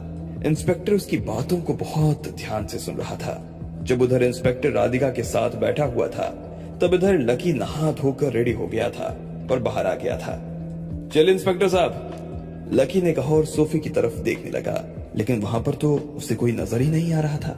लकी खाली सोफा देखकर हैरान हो गया। उसने सोचा कि टेबल पर केटल तो रखी है, लेकिन चाय का कप गायब है। अब ये कहां चले गए? लकी ने अपने आप से कहा। फिर उसने बालकनी में और बालकनी के पीछे वाले गार्डन में देखा, लेकिन वहां भी उसे कोई नजर नहीं आ रहा था। फिर लकी सीधा बाहर आया और उसने बाहर देखा तो पाया कि इंस्पेक्टर और राधिका साथ में ही बैठे हुए थे। इंस्पेक्टर साहब चलें? लकी ने वहीं से चिल्लाते हुए कहा। इंस्पेक्टर ने जैसे ही लकी को देखा तो वो खुशी के मारे खड़ा हो गया और बोला, हाँ सर चलते हैं, और वो उठकर उसके कमरे की तरफ जाने लगा। सर आप ये अभी तो आप कह रहे थे कि हम उसके खिलाफ सबूत कैसे इकट्ठा करेंगे और आप अभी उससे सर कहकर बात कर रहे हैं, ये चल क्या रहा है सर? राधिका ने पूछा। तुम्हें क्या लग रहा था? तुम जो कुछ भी कह रही थी मैं उसे सीरियसली सुन रहा था। वो तो क्या है कि अकेले कमरे में ना मुझे चाय पीना अच्छा नहीं लगता। मुझे चाय पीते पीते कोई ना कोई बात करने के लिए चाहिए होता है। बात खत्म चाय खत्म, इसलिए बाय बाय। और हाँ, आखिर में ये कहना चाहूंगा कि तुम्हें डिटेक्टिव होने का ना कहीं से कोर्स करना चाहिए भाई। आदमी की हरकत को नहीं, उसकी नीयत को समझने की तुम्हें बहुत जरूरत है। तुम जानती नहीं हो कि पाइथन गैंग चीज क्या है। वो किसी के लिए काम नहीं करती। उसके सामने लकी तो अभी फिर भी बच्चा है। इंस्पेक्टर ने कहा और वहां से चला गया। राधिका खड़ी खड़ी उसका मुंह ही ताकती रह गई। अभी तक तो उसे यही लग रहा था कि इंस्पेक्टर उसके साथ है और उसके साथ मिलकर वो आराम से लकी का पर्दाफाश कर सकती है, लेकिन उसने तो उसके सारे इरादों पर पानी ही फेर दिया था। राधिका को गुस्सा आया और उसने जोर से अपना पैर जमीन पर पटक दिया। लेकिन मैं इतनी जल्दी हार नहीं मानने वाली हूँ। मैं ये बात साबित करके रहूंगी कि लकी वैसा नहीं है जैसा दिखता है, चाहे ये काम मुझे अकेले ही क्यों न करना पड़े। राधिका ने कहा और वहां से निकल गई। इधर लकी भी तैयार होने के बाद इंस्पेक्टर के साथ शहर के मेयर से मिलने के लिए निकल गया था। रास्ते में जब वो दोनों जा रहे थे तो अचानक लकी को याद आया कि इंस्पेक्टर राधिका के साथ बैठा हुआ था। ऐसे में उसने पूछा, सर वो लड़की आपसे क्या कह रही थी? अरे कुछ नहीं सर, वो बस आपके ही बारे में बात कर रही थी। इंस्पेक्टर के मुंह से गलती से निकल गया, मेरे बारे में? मेरे बारे में क्या बात कर रही थी? लकी ने हैरान होते हुए पूछा। उसे पहले से ही लग रहा था कि वो लड़की इंस्पेक्टर से उसके बारे में ही बात कर रही होगी, लेकिन फिर भी उसे लगा कि उसे इस बारे में पूछना चाहिए और आखिर में उसका गेस सही निकला। अरे कुछ नहीं सर, वो तो बस आपकी तारीफ कर रही थी। कह रही थी कि आप कितने महान आदमी हैं। इतने बड़े परिवार से होने के बाद भी आप में घमंड नाम की कोई चीज नहीं है, और कैसे आप किसी की भी जान बचाने के लिए कोई भी खतरा मोल ले लेते हैं। दूसरों की जान बचाने के चक्कर में आपको अपनी जान की भी कोई परवाह नहीं रहती है, वही वगैरह वगैरह यही सब कह रही थी। उस इंस्पेक्टर ने लकी से झूठ बोलते हुए कहा। लकी उसकी बात ध्यान से सुन रहा था, लेकिन उसे विश्वास नहीं हो रहा था कि सच में उस लड़की ने लकी के बारे में उससे यही सब कहा था। सर आप झूठ तो नहीं बोल रहे हैं ना? क्योंकि झूठ सुनने पर मुझे अपने आप बुरा लगना शुरू हो जाता है। आप सच बोलिए, मैं सच में आपका बुरा नहीं मानूंगा, लकी ने कहा। ये सुनते ही इंस्पेक्टर के गाल लाल हो गए। वो चोरों को रंगे हाथों पकड़ता था और यहाँ लकी ने उससे ही रंगे हाथों पकड़ लिया। ऐसे में अब उसके पास लकी को सच बताने के अलावा कोई चारा नहीं था, इसलिए उसने उसे सब कुछ सच सच बताना शुरू कर दिया। लकी जैसे जैसे उसकी बात ध्यान से सुनता जा रहा था, वैसे वैसे उसके चेहरे पर मुस्कान बिखरती जा रही थी। आखिर में जब उसकी बात पूरी हुई तो लकी ने मन ही मन अपने आप से कहा, इसमें और राधिका में सच में जमीन आसमान का अंतर है। दो लोग के एक जैसे नाम हो जाने से वो दोनों एक जैसे नहीं हो जाते। आपने कुछ कहा सर? इंस्पेक्टर ने पूछा। जी नहीं, हम कितनी देर में पहुंचने वाले हैं ये बताइए, लकी ने पूछा। बस सर 10 मिनट और फिर हम अपने स्थान पे होंगे, उस इंस्पेक्टर ने कहा और ड्राइवर को गाड़ी की स्पीड बढ़ाने के लिए इशारा कर दिया। पूरे शहर में घूमने के बाद लगभग 10 मिनट में उनकी गाड़ी मेयर के बंगले के सामने आकर खड़ी हो गई थी। लकी ने देखा कि मेयर ने अपना घर काफी शानदार बनाया हुआ था। वो एक बड़ा सा बंगला था जिसमें एक बड़ा सा लॉन था और लॉन के बीचों बीच अंदर जाने का रास्ता था। लॉन में लगी हरी घास धूप में चमक रही थी। लकी और इंस्पेक्टर जीप से उतरे और उस लॉन से होते हुए सीधा दरवाजे के सामने खड़े हो गए। इंस्पेक्टर ने जैसे ही घंटी बजाई तो खुद मेयर ने बाहर आकर दरवाजा खोला। वो लकी को देखते ही पहचान गए थे। Lucky, welcome my friend, welcome. Inspector ने तुम्हारे बारे में जैसा बताया था और मैंने भी उसकी बात सुनकर जैसा इमेजिन किया था ना, तुम बिल्कुल वैसे ही निकले। वेलकम टू ऑस्ट्रेलिया, मेयर ने लकी से गले मिलते हुए कहा। लकी को भी उससे मिलकर काफी खुशी हुई और आगे की बात करने के लिए वो दोनों अंदर चले गए। मैंने इंस्पेक्टर को खास तौर पर कहा था कि लकी का चाय और नाश्ता कुछ भी होटल में नहीं होना चाहिए। आज के दिन वो हमारे साथ रहेगा और हम दोनों दिन भर खूब बातें करेंगे, मेयर ने लकी को सोफे पर बैठाते हुए कहा और फिर खुद उसके सामने बैठ गया। उनके बैठते ही लकी के सामने ढेर सारा नाश्ता लगा दिया गया। उसके सामने ब्रेड, ऑमलेट, फ्रेंच टोस्ट, अलग अलग फूलों के जूस और तो और पराठे भी रख दिए गए थे। शुरू करो लकी। जी सर, लेकिन मैं उससे पहले आपसे एक सवाल करना चाहता हूँ, लकी ने कहा। हाँ हाँ पूछो ना, क्यों नहीं, मेयर ने कहा। सर आपने मुझे यहाँ सिर्फ नाश्ता करने और इधर उधर की बातें करने के लिए तो नहीं बुलाया होगा। जब से इंस्पेक्टर साहब ने कहा है कि आप मुझसे कुछ बात करना चाहते हैं, मैं तब से ही सोच रहा हूँ कि आप मुझसे बात क्या करना चाहते हैं। ऐसे में क्या पूछे, पहले ये बता सकते हैं कि आपने मुझे यहाँ बुलाया क्यों है? उसके बाद मेरे लिए नाश्ता करना ना आसान हो जाएगा, लकी ने कहा। मेयर ने पहले लकी की शक्ल देखी और फिर इंस्पेक्टर की। उसने अपनी जिंदगी में कभी ऐसा आदमी नहीं देखा जो सीधा मुद्दे पर आ जाता हो। उसे पता चल चुका था कि लकी को अपना और दूसरों का वक्त खराब करने का कोई शौक नहीं था, और ये बात उसे काफी अच्छी लगी। ऐसे में मेयर ने सीधा मुद्दे पर आते हुए कहा, तुमने सही पहचाना। असल में मैं तुमसे बात करना चाहता था। मैं तुम्हें यह कहना चाहता था कि कल तुमने हमारे शहर के लिए और उसके लोगों के लिए और उसके टूरिस्ट के लिए जो कुछ भी किया ना, उसके लिए बहुत बहुत शुक्रिया लकी। अगर तुम नहीं होते तो ना सिर्फ हमारी पुलिस की इमेज पर दाग लगता, बल्कि मेरे ऊपर भी उस दाग की छींटें आ जाते। मेरे लिए पब्लिक को जवाब देना बहुत भारी हो जाता, और हो सकता था कि इस कांड के बाद मुझे अपनी कुर्सी ही छोड़नी पड़ जाती।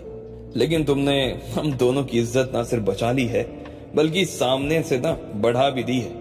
इसलिए मैं चाहता हूं कि इस काम के लिए मैं तुम्हें हमारे प्रेसिडेंट से अवार्ड दिलवाऊं। मेयर ने कहा। लकी उसकी बात को ध्यान से सुन रहा था। मेयर बस इतना ही कहकर चुप हो गया और मुस्कुराने लगा, लेकिन लकी को ऐसा लग रहा था कि वो और कुछ कहना चाहता था। इसलिए अचानक से लकी के मुंह से निकला, और क्या? मेयर ने पूछा।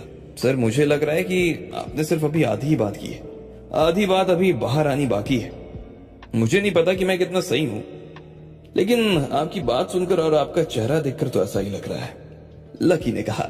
ये सुनते ही मेयर के तो होश उड़ गए। वो सीधा इंस्पेक्टर की तरफ देख रहा था। उसने आंखों ही आंखों में इंस्पेक्टर से पूछा कि क्या उसने लकी को पहले से ही कुछ बता दिया था, लेकिन इंस्पेक्टर ने अपनी तरफ से नाम सिर हिलाते हुए मना कर दिया। उन दोनों के बीच ये सब होता देख लकी अपने आप समझ गया कि कोई तो बात थी जो दोनों उससे छिपा रहे थे। कहिए न सर, क्या बात है? लकी ने दोबारा पूछा। देखो लकी, तुमने सही पहचाना। बात तो है, लेकिन मैं सोच रहा था कि अगर मैं उस बात पर इतनी जल्दी आ जाऊंगा तो शायद तुम मुझे मतलबी या डरपोक समझोगे लकी, मेयर ने कहा। अरे नहीं सर, मैं बात सुनने के बाद आपको कुछ नहीं समझूंगा। इस बात की तो मैं गारंटी देता हूं आपको। आप सिर्फ कहिए कि बात क्या है, लकी ने कहा। दरअसल लकी, बात यह है कि कल रात के बाद से भारत में हमारे जितने भी जासूस है ना, उन लोगों के जरिए इंस्पेक्टर ने तुम्हारे बारे में बहुत सारी जानकारी निकालने की कोशिश की थी। ये तो हमें पहले से ही पता चल गया था कि तुम अग्रवाल परिवार के बेटे हो, और वो परिवार इंडिया का सबसे बड़ा परिवार है। लेकिन थोड़ा और टटोलने के बाद हमें ये पता चला कि तुम्हें कमाल के लड़ाके भी हो। तुमने इंडिया की बहुत सारी गैंग्स को अकेले ही खत्म कर दिया। तुमने ऐसे ऐसे खूंखार लड़ाकों को भी अपने दम पर ही हरा दिया, जिनका आतंक तो पूरी दुनिया में मशहूर था। मैं शहर का मेयर हूँ। मुझे शहर के बागीचों की भी खबर रहती है, और शहर के गटर की भी। तुमने जिन लोगों को हराया था वो शहर के गटरों के राजा थे।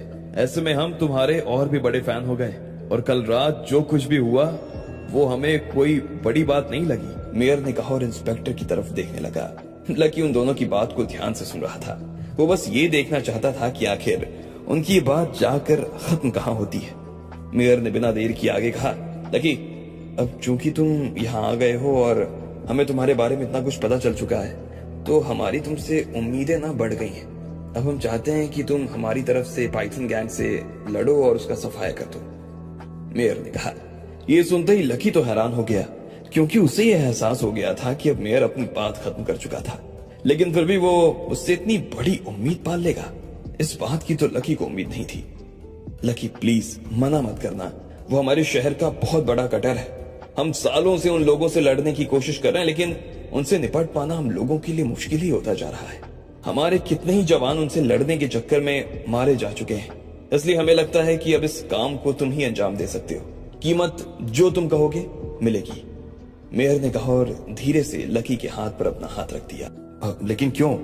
आपको ऐसे ही आदमी की जरूरत क्यों थी जो पुलिस डिपार्टमेंट से या आपकी सरकार से ना हो और पूरी गैंग का सफाया भी कर दे? लकी ने पूछा। उसे ये बात कुछ अजीब लग रही थी। मेयर ने इंस्पेक्टर की तरफ देखा और कहा, क्योंकि वो गैंग हमारे डिपार्टमेंट और सरकार के लोगों के बिना एक पल भी खड़ी नहीं रह सकती है। हम जानते हैं कि सबका तो नहीं, लेकिन उस गैंग को अंदर ही अंदर हमारे बहुत सारे लोगों का सपोर्ट मिलता है। सब लोगों ने अपने अपने फायदे के लिए उस गैंग को जिंदा रखा हुआ है।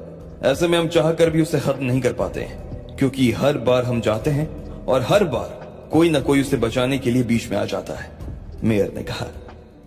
लकी सर सही कह रहे हैं। डिपार्टमेंट का भी यही हाल है। बहुत सी जगह तो डिपार्टमेंट के लोग ही गैंग को आगे करके बड़े लोगों से या सरकार के मंत्रियों से पैसा निकलवाते हैं, या फिर अपनी पर्सनल दुश्मनी निकालने के लिए ऐसे लोगों को आगे कर देते हैं। मैं खुद कई ऐसे ऑफिसर्स को जानता हूं जो ये सब करते हैं, लेकिन कोई उनका कुछ नहीं करता है। इंस्पेक्टर ने भी कहा। लकी को यह सब समझने में ज्यादा देर नहीं लगी। वो ये सब आए दिन अपने देश में होते हुए देखता था, लेकिन यहाँ पर ये सब देखना और उसके बारे में सुनना उसे बड़ा अजीब लग रहा था। ठीक है, फिर भी मेरा और एक सवाल है। आप लोगों को ऐसा क्यों लगता है कि मैं उन लोगों को खत्म कर सकता हूँ? लकी, ये सवाल तुम हमें चिढ़ाने के लिए पूछ रहे हो ना? तुम भी जानते हो कि तुम उन्हें आसानी से खत्म कर सकते हो। मेयर ने कहा। नहीं सर, ऐसा नहीं है। मैं उन्हें जानता नहीं हूँ, मैंने उन्हें आज तक कभी देखा नहीं है, तो मैं ये नहीं कह सकता हूँ कि मैं उन्हें खत्म कर सकता हूँ। हाँ, मैं अपनी तरफ से कोशिश करके देख सकता हूँ, लकी ने कहा। हम भी तो यही चाहते हैं कि तुम अपनी तरफ से कोशिश करो और ईमानदार कोशिश करो। उसके बाद रिजल्ट क्या आने वाला है वो तो हमें पहले से ही मालूम है, मेयर ने कहा। और बदले में आप लोगों की तरफ से क्या मदद मिलने वाली है मुझे? लकी ने पूछा। सर, आपको मैं और मेरी पूरी टीम कवर देकर रखेगी। उन लोगों की लोकेशन क्या है ये भी हम आपको बताएंगे। उन लोगों का सरदार है एलेक्स। अगर हमने एलेक्स को पकड़ लिया ना तो समझो पूरी गैंग हमारी गिरफ्त में होगी। लेकिन एलेक्स तक पहुंचने के लिए हमें उसके आदमियों से निपटना होगा। नो डाउट उनके गढ़ में घुसना बहुत मुश्किल काम है और वहां से निकल पाना तो और ज्यादा मुश्किल काम है, इंस्पेक्टर ने कहा। इसके अलावा यहाँ का मेयर होने के नाते मेरे पास में जो भी पावर्स हैं तुम उन सभी का इस्तेमाल कर सकते हो। तुम्हें कोई रोकने टोकने वाला नहीं है। प्रेसिडेंट के लेवल तक मैं तुम्हें सपोर्ट करूंगा और तुम्हारी जान की रखवाली की जिम्मेदारी भी ना मेरी होगी। जान की कीमत पर मैं तुमसे कोई भी काम नहीं करवाऊंगा, मेयर ने भी कहा। लकी उन दोनों की बात सुन तो रहा था, लेकिन साथ ही उसके दिमाग में कुछ और भी चल रहा था। काफी देर तक उस बात के बारे में विचार करने के बाद भी उसने कहा, अच्छा एक बात बताओ, मान लो कि मैं उसके गढ़ में घुस भी गया, मैंने सब लोगों को निपटा भी दिया और कल को मैंने एलेक्स को पकड़ के आपके पैरों में पटक भी दिया, तो भी क्या आपके डिपार्टमेंट, सरकार और लोगों को ये शक नहीं होगा कि इन सब में आपका ही हाथ है? मतलब मेरी और पाइथन गैंग की तो कोई दुश्मनी है ही नहीं, ना ही मैं यहाँ का नागरिक हूँ, तो फिर मैं उन लोगों से लड़ूंगा क्यों? और अगर लड़ भी लिया तो मैं उन लोगों को खत्म क्यों करूंगा? मेरा अपना भी तो एक कारण होना चाहिए ना। लकी की बात सुनकर वो दोनों भी सोच में पड़ गए। लकी सही कह रहा था। अगर बिना कारण ही वो उन लोगों से लड़ने चला गया तो फिर सीधी उंगली इंस्पेक्टर और मेयर के ऊपर ही उठने वाली थी। अरे ये बात तो हमारे दिमाग में आई ही नहीं, इंस्पेक्टर ने कहा। हाँ लेकिन लकी तुम ही बताओ ना, इस केस में क्या कर सकते हैं? मेयर ने पूछा। लकी ने उन दोनों को देखा और फिर मुस्कुराने लगा। इसके बाद उसने एक टोस्ट उठाया और अपना चाय का कप उठाकर खिड़की के पास चला गया। वो मजे से टोस्ट खा रहा था और चाय पी रहा था। इधर ये दोनों उसे इस तरह से निश्चिंत देखकर बड़े हैरान हो गए।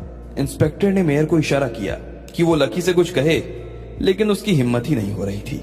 खुद इंस्पेक्टर की भी उससे कुछ कहने की हिम्मत नहीं थी। ऐसे में दोनों ही लकी के बोलने का इंतजार करने लगे।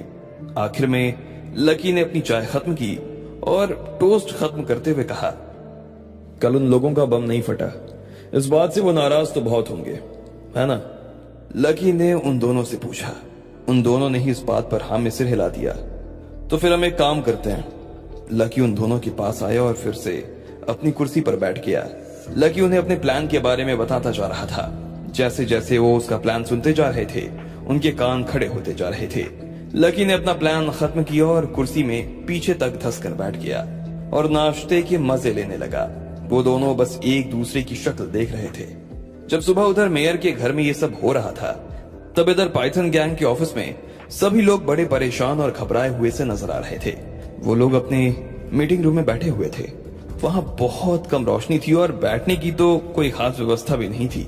कोई ड्रम पर बैठा था, कोई टूटी कुर्सी पर और कोई टायर के ढेर पर, लेकिन सभी के हाथों में हथियार थे और सभी बहुत खूंखार नजर आ रहे थे। अभी बॉस आएंगे तो क्या कहना है, कुछ सोचा है? अरे मुझसे क्या पूछ रहे हो? बम तो तुम लोगों ने लगाया था ना। धमाका नहीं हुआ तो इसमें मेरी गलती है या तुम्हारी? ओ हेलो, मेरा काम तो सिर्फ बम लगाना था, बनाने का ठेका इसका था। जरूर इसने ही कोई गड़बड़ की होगी। अच्छा, मैंने गड़बड़ की होगी? साले मेरे बनाए कम से कम 200 बम तू अभी तक ना जाकर लगा चुका है। सारे के सारे फटे हैं। इस बार का नहीं फटा तो बम बनाने में गड़बड़ हो गई? हाँ अरे यार, लड़ने से क्या होगा यार? बम नहीं फटने की खबर बॉस को जब से लगी है तब से उनका दिमाग खराब हो गया है। इस धमाके से कम 500 लोग मरने वाले थे, लेकिन एक भी आदमी की मौत नहीं हुई है। पाइथन के इतिहास में पाइथन कभी इतनी बुरी तरीके से तो फेल नहीं हुआ है और इस बात से बॉस जरूर नाराज होंगे ही होंगे। लेकिन अगर तुम लोगों को अपनी गर्दन बचानी हो तो जरा सोच लो कि कहना क्या है, वरना सबके सब लोग जान से जाएंगे। पाइथन गैंग के लोग आपस में ये सब बात कर ही रहे थे कि इतने में पीछे से किसी की आवाज आई। कितनी भी सफाई दे दो कोई फायदा नहीं होने वाला है, जान से तो तुम सभी जाओगे। जैसे ही उन लोगों ने यह आवाज सुनी तो वो खड़े हुए सभी लोग हैरान हो गए। यह आवाज और किसी की नहीं बल्कि एलेक्स की ही थी। एलेक्स को देखते ही उन लोगों की टांगे कांपने लगी। उसने हरे रंग का जैकेट और काले रंग की जीन्स पहनी हुई थी। उसकी दाढ़ी भारी थी और बाल भूरे थे। उसके गले में बहुत सारे चैन और हाथ में एक मोटा सा डंडा था। उसने अपनी कमर में 2 बंदूकें लगा रखी थी। बॉस हमें नहीं पता कि कैसे हुआ ये सब, पर एक आदमी ने एलेक्स को देखते ही सफाई देनी शुरू कर दी। लेकिन इससे पहले कि वो अपनी बात पूरी कर पाता, एलेक्स ने अपना हाथ उठाकर उसे शांत करवा दिया। जब तक मैं कुछ पूछूं नहीं तब तक कोई कुछ नहीं बोलेगा, एलेक्स ने कहा और अपनी कुर्सी पर जाकर बैठ गया। फिर उसने अपनी बंदूक निकाली और उसे साफ करने लगा। आखिर में उसे लोड करते हुए उसने कहा, अब बताओ बम फटा क्यों नहीं? जैसे ही एलेक्स ने यह सवाल किया तो सभी लोग एक दूसरे का चेहरा देखने लग गए। उनमें से किसी के पास भी इस सवाल का सही जवाब नहीं था। किसी को नहीं पता चला कि वो बम लगाने के बाद हुआ क्या था। कमाल है, अब जब मैं पूछ रहा हूं तो कोई कुछ बोल नहीं रहा है, एलेक्स ने उन सभी के चेहरे की तरफ देखते हुए कहा। वो सभी एक दूसरे की शक्ल देख रहे थे। तुम्हें पता था ना, ये बहुत बड़ा मिशन है। मैंने कहा था कि जब तक काम ना हो जाए तब तक आसपास ही रहना। तुम में से कौन था आसपास? क्या हो रहा था होटल पर, किसे याद है? एलेक्स ने पूछा और फिर से सब एक दूसरे की तरफ देखने लगे। आखिर में एक आदमी ने बड़ी हिम्मत करके अपना गला साफ किया और कहा, बॉस असल में हम में से कोई भी वहां पर नहीं था। बम लगाते ही सब लोग वहां से निकल गए थे बॉस। जैसे ही उस आदमी ने कहा, एलेक्स ने उसे तीखी नजरों से देखा। उसकी आंखों को देखते ही वो लोग समझ गए थे कि एलेक्स का अगला सवाल क्या होने वाला था। इसलिए बिना देर किए दूसरे बंदे ने कहा, वो बॉस हुआ ये कि हमने पुलिस की गाड़ी में बम लगाया तो देखा कि सभी लोग बाहर आने लगे। हमें लगा कि हम पकड़े जाएंगे, इसलिए हम वहां से निकल गए। उसके बाद हमें लगा कि काम तो हो ही जाएगा क्योंकि पुलिस वालों की हारी हुई शक्लें साफ नजर आ रही थी, इसलिए हम वहां से थोड़ी दूर निकल गए। काफी देर तक जब कुछ नहीं हुआ तो हमने फिर से वहां जाकर देखा, लेकिन वहां पर कोई नजर नहीं आया बॉस। ना कोई आदमी था, ना पुलिस की गाड़ी। पता नहीं ऐसा कैसे हुआ। मैंने कहा था ना कि काम करने से पहले पुलिस का सपोर्ट लेना। तुम में से कौन थाने जाकर पुलिस से बात करके आया था? एलेक्स ने पूछा। वो तीनों एक दूसरे की शक्ल देखने लगे और फिर उन्होंने अपना सिर नीचे झुका लिया। कौन बात करके आया था इंस्पेक्टर से? एलेक्स ने फिर से पूछा। तीनों ने धीरे से ना में अपना सिर हिला दिया। ये देखते ही एलेक्स का गुस्सा फूट पड़ा और उसने अपनी बंदूक से उन लोगों के पैर में गोलियां मारनी शुरू कर दी। हरामखोर, मजाक हो रहा है क्या? क्या लगता है कोई खेल है ये? पाइथन गैंग का बम नहीं फटने का मतलब जानते हो? मैं जिस काम के ऊपर हाथ रख देता हूं उसे पूरा करके छोड़ता हूं, जानते हो ना? फिर तुमसे इतनी बड़ी गलती कैसे हो गई? कैसे हुई? एलेक्स ने उनके ऊपर बरसते हुए कहा। उसे सच में अपने लोगों पर बड़ा गुस्सा आ रहा था। बॉस सच में गलती हो गई। हमें लगा कि क्या लगा क्या कि पाइथन का नाम है तो अपने आप ही काम हो जाएगा, बम भी अपने आप फट जाएगा और लोग अपने आप मर जाएंगे। तुम्हारी वजह से मेरा जो नुकसान हुआ है उसकी भरपाई कौन करेगा? 2 करोड़ का ठेका था, पूरे 2 करोड़ का। अब तुम लोग मुझे उसके बदले में 20 करोड़ लाके दोगे, एलेक्स ने कहा और खड़े होकर उन तीनों के ऊपर बंदूक तानी। नहीं बॉस, ऐसा मत कीजिए। इतना पैसा हम लोग कहां से लेकर आएंगे? हाँ बॉस, हम सब तो गरीब लोग हैं, इतना पैसा कहां से लेकर आएंगे? अगर नहीं लाओगे तो जान से जाओगे। मेरे यहां नामर्दों की कोई जगह नहीं, एलेक्स ने कहा और उन तीनों को लाइन से खड़ा कर दिया। इसके बाद उसने अपनी बंदूक लोड की और तीनों के पैर में एक एक गोली मार दी। उन तीनों की चीख निकल गई और तीनों लड़खड़ाकर नीचे जमीन पर जा गिरे। बॉस प्लीज माफ कर दो बॉस। हाँ बॉस, हमसे गलती हो गई, लेकिन आगे से ऐसा कुछ भी नहीं होगा बॉस। आगे से तुम करने के कुछ लायक बचोगे ही नहीं मेरे बच्चों, एलेक्स ने कहा और उनके दूसरे पैर में भी गोली मार दी। अब वो पूरी तरीके से अपाहिज हो गए थे। उनका खून बहे जा रहा था और वो बुरी तरीके से रो रहे थे। इधर एलेक्स ने जैसे ही उन तीनों में से एक के सिर पर बंदूक रखी कि इतने में पीछे से किसी की आवाज आई। एलेक्स बॉस, रुको बॉस, एक बहुत जरूरी बात है जो मैं आपसे करना चाहता हूँ, उस आदमी ने कहा। वो एलेक्स के खास लोगों में से एक था। एलेक्स उसे अपनी आंख और कान मानता था। बाहर से कोई भी जानकारी अगर लानी हो तो वो ही उसे लेकर आता था। लेकिन चूंकि इस वक्त एलेक्स गुस्से में था, इसलिए वो उसकी तरफ देख भी नहीं रहा था। अभी नहीं, पहले मैं इन लोगों को ठिकाने लगा दूं, उसके बाद सारी बात होगी, एलेक्स ने कहा और एक लड़के के सिर पर बंदूक रख दी। वो उसे जान से मारने ही वाला था कि इतने में उस आदमी ने बीच में आते हुए कहा, बॉस, जिस आदमी की वजह से कल हमारा प्लान फेल हुआ ना, उसके बारे में पता चल गया है। जैसे ही उस आदमी ने एलेक्स से ये कहा तो एलेक्स की त्योरियां चढ़ गईं। अभी तक तो उसे इस बात का पता नहीं लग पाया था कि जो हुआ वो क्यों हुआ, लेकिन अब चूंकि उसे कारण पता चलने वाला था, इसलिए वो उस आदमी की तरफ देख रहा था। कौन था वो? एलेक्स ने पूछा। अंदर चलकर बात करें, उस लड़के ने कहा। एलेक्स ने उन तीनों की तरफ देखा और फिर वहां से निकल गया। वो तीनों खुशी के मारे पागल हो गए थे और उस आदमी को दिल ही दिल में बधाई दे रहे थे, जिसकी वजह से उन तीनों की जान बच गई थी। उधर एलेक्स अपने आदमी के साथ अपने चेम्बर में आकर बैठ गया था। बता, कौन थे वो? बॉस, उसका नाम है लकी, इंडिया से आया है, उस आदमी ने कहा। लकी इंडिया से? एलेक्स ये नाम सुनकर सोच में पड़ गया था। हालांकि वो लकी को जानता तो नहीं था, लेकिन फिर भी उसे ऐसा लग रहा था जैसे उसने लकी का नाम पहले तो कहीं सुना था। फोटो है क्या उसका? एलेक्स ने पूछा। हाँ हाँ बॉस, है ना, उस आदमी ने कहा और लकी की तस्वीर निकालकर फोन उसकी तरफ बढ़ा दिया। उसमें लकी की 2-4 नई तस्वीरें थीं। एलेक्स उन्हें बड़े ध्यान से देख रहा था। देखने में लकी उसे इतना खास नहीं लग रहा था और ना ही उसे ये विश्वास हो रहा था कि लकी अकेला इतने सारे बमों को फटने से रोक सकता है। इसने ऐसा क्या किया जो मेरे बम रोक दिए? एलेक्स ने पूछा। बॉस, आप इसे हल्के में मत लेना, आदमी बहुत भारी है सच में। इस बार अपना काम नहीं हुआ तो इसमें गलती अपने लड़कों की बिल्कुल भी नहीं है। हाँ, मैं मानता हूँ कि वो मौके पर नहीं थे, लेकिन फिर भी उन्होंने अपना काम शानदार किया था।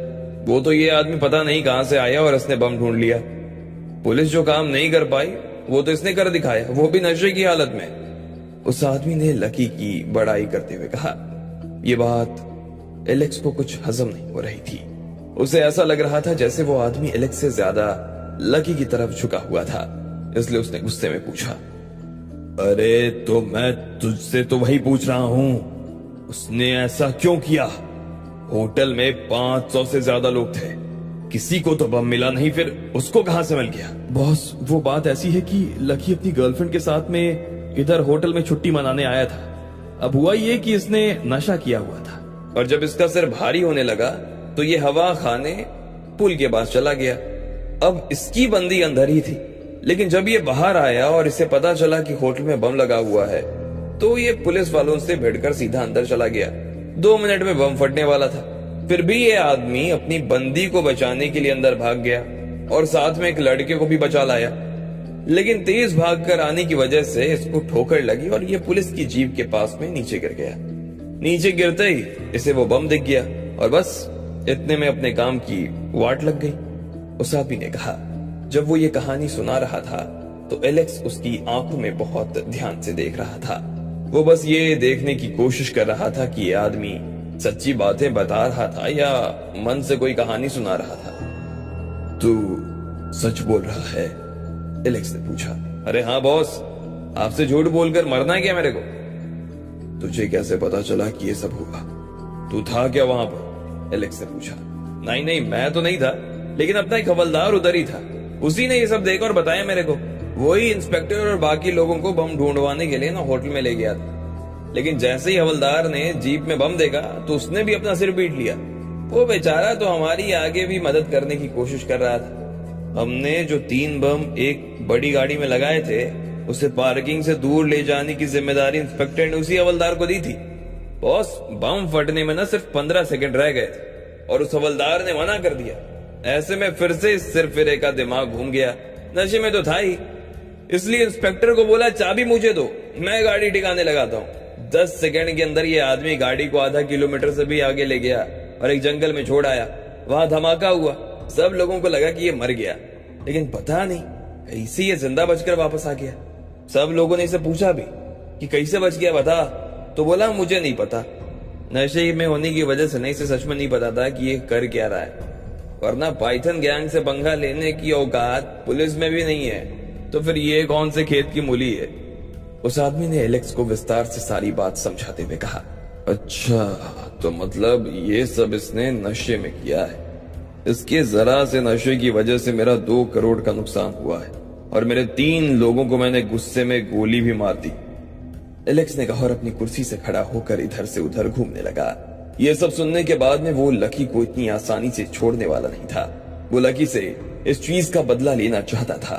बदला कैसे लिया जाए वो इसी बारे में सोच ही रहा था कि अचानक से उसे कुछ सूझा और उसने पलटते हुए अपने आदमी की तरफ देखते हुए कहा, अभी तूने क्या बोला था? ये आदमी यहाँ अपनी गर्लफ्रेंड के साथ छुट्टी मनाने आया था और वो अंदर रह गई थी इसलिए भागकर अंदर गया, बराबर? हाँ बॉस। उसकी गर्लफ्रेंड का कोई फोटो है क्या? नहीं बॉस, उसका फोटो तो मेरे पास नहीं है, उस आदमी ने कहा। अच्छा, तो ये आदमी अभी निकल गया है या यही है? एलेक्स ने पूछा। कल तो ये इधर ही था बॉस। अभी वो हवलदार कह रहा था कि मेयर साहब इसको कोई इनाम विनाम देने वाले हैं, तो वो लेने से पहले तो ये जाने ही वाला नहीं है। यह अभी भी अपनी गर्लफ्रेंड के साथ ही इधर रुका है? एलेक्स ने पूछा।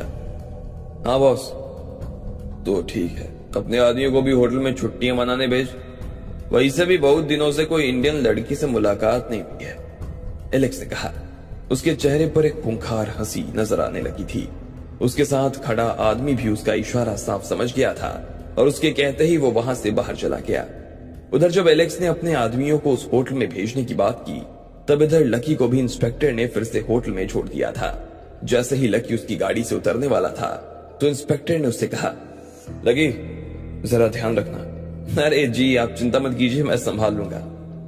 अगर तुम्हें किसी चीज की जरूरत हो तो मुझे फोन कर लेना, ये मेरा नंबर है, उस इंस्पेक्टर ने कहा और लकी को अपना कार्ड दे दिया। लकी ने मुस्कुराते हुए कार्ड लिया और अंदर चला गया। अब उसके दिमाग में आगे की रूपरेखा पहले से ही तैयार थी।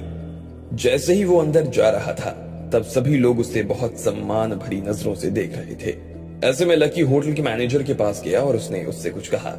मैनेजर ने उसकी बात ध्यान से सुनी और फिर बोला, ठीक है सर, हो जाएगा। लकी उसकी तरफ देखकर मुस्कुराया और फिर सीधा अपने कमरे की तरफ बढ़ने लगा।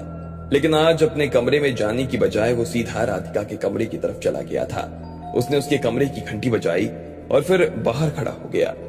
कुछ देर बाद राधिका बाहर आई और उसने दरवाजा खोल दिया। जैसे ही उसने अपने सामने लकी को देखा तो वो हैरान हो गई। तुम यहाँ क्या कर रहे हो? मैं तुम्हारे दरवाजे के बाहर खड़ा होकर ना तुमसे मिलने के अलावा और क्या कर सकता हूँ बताओ, लकी ने कहा।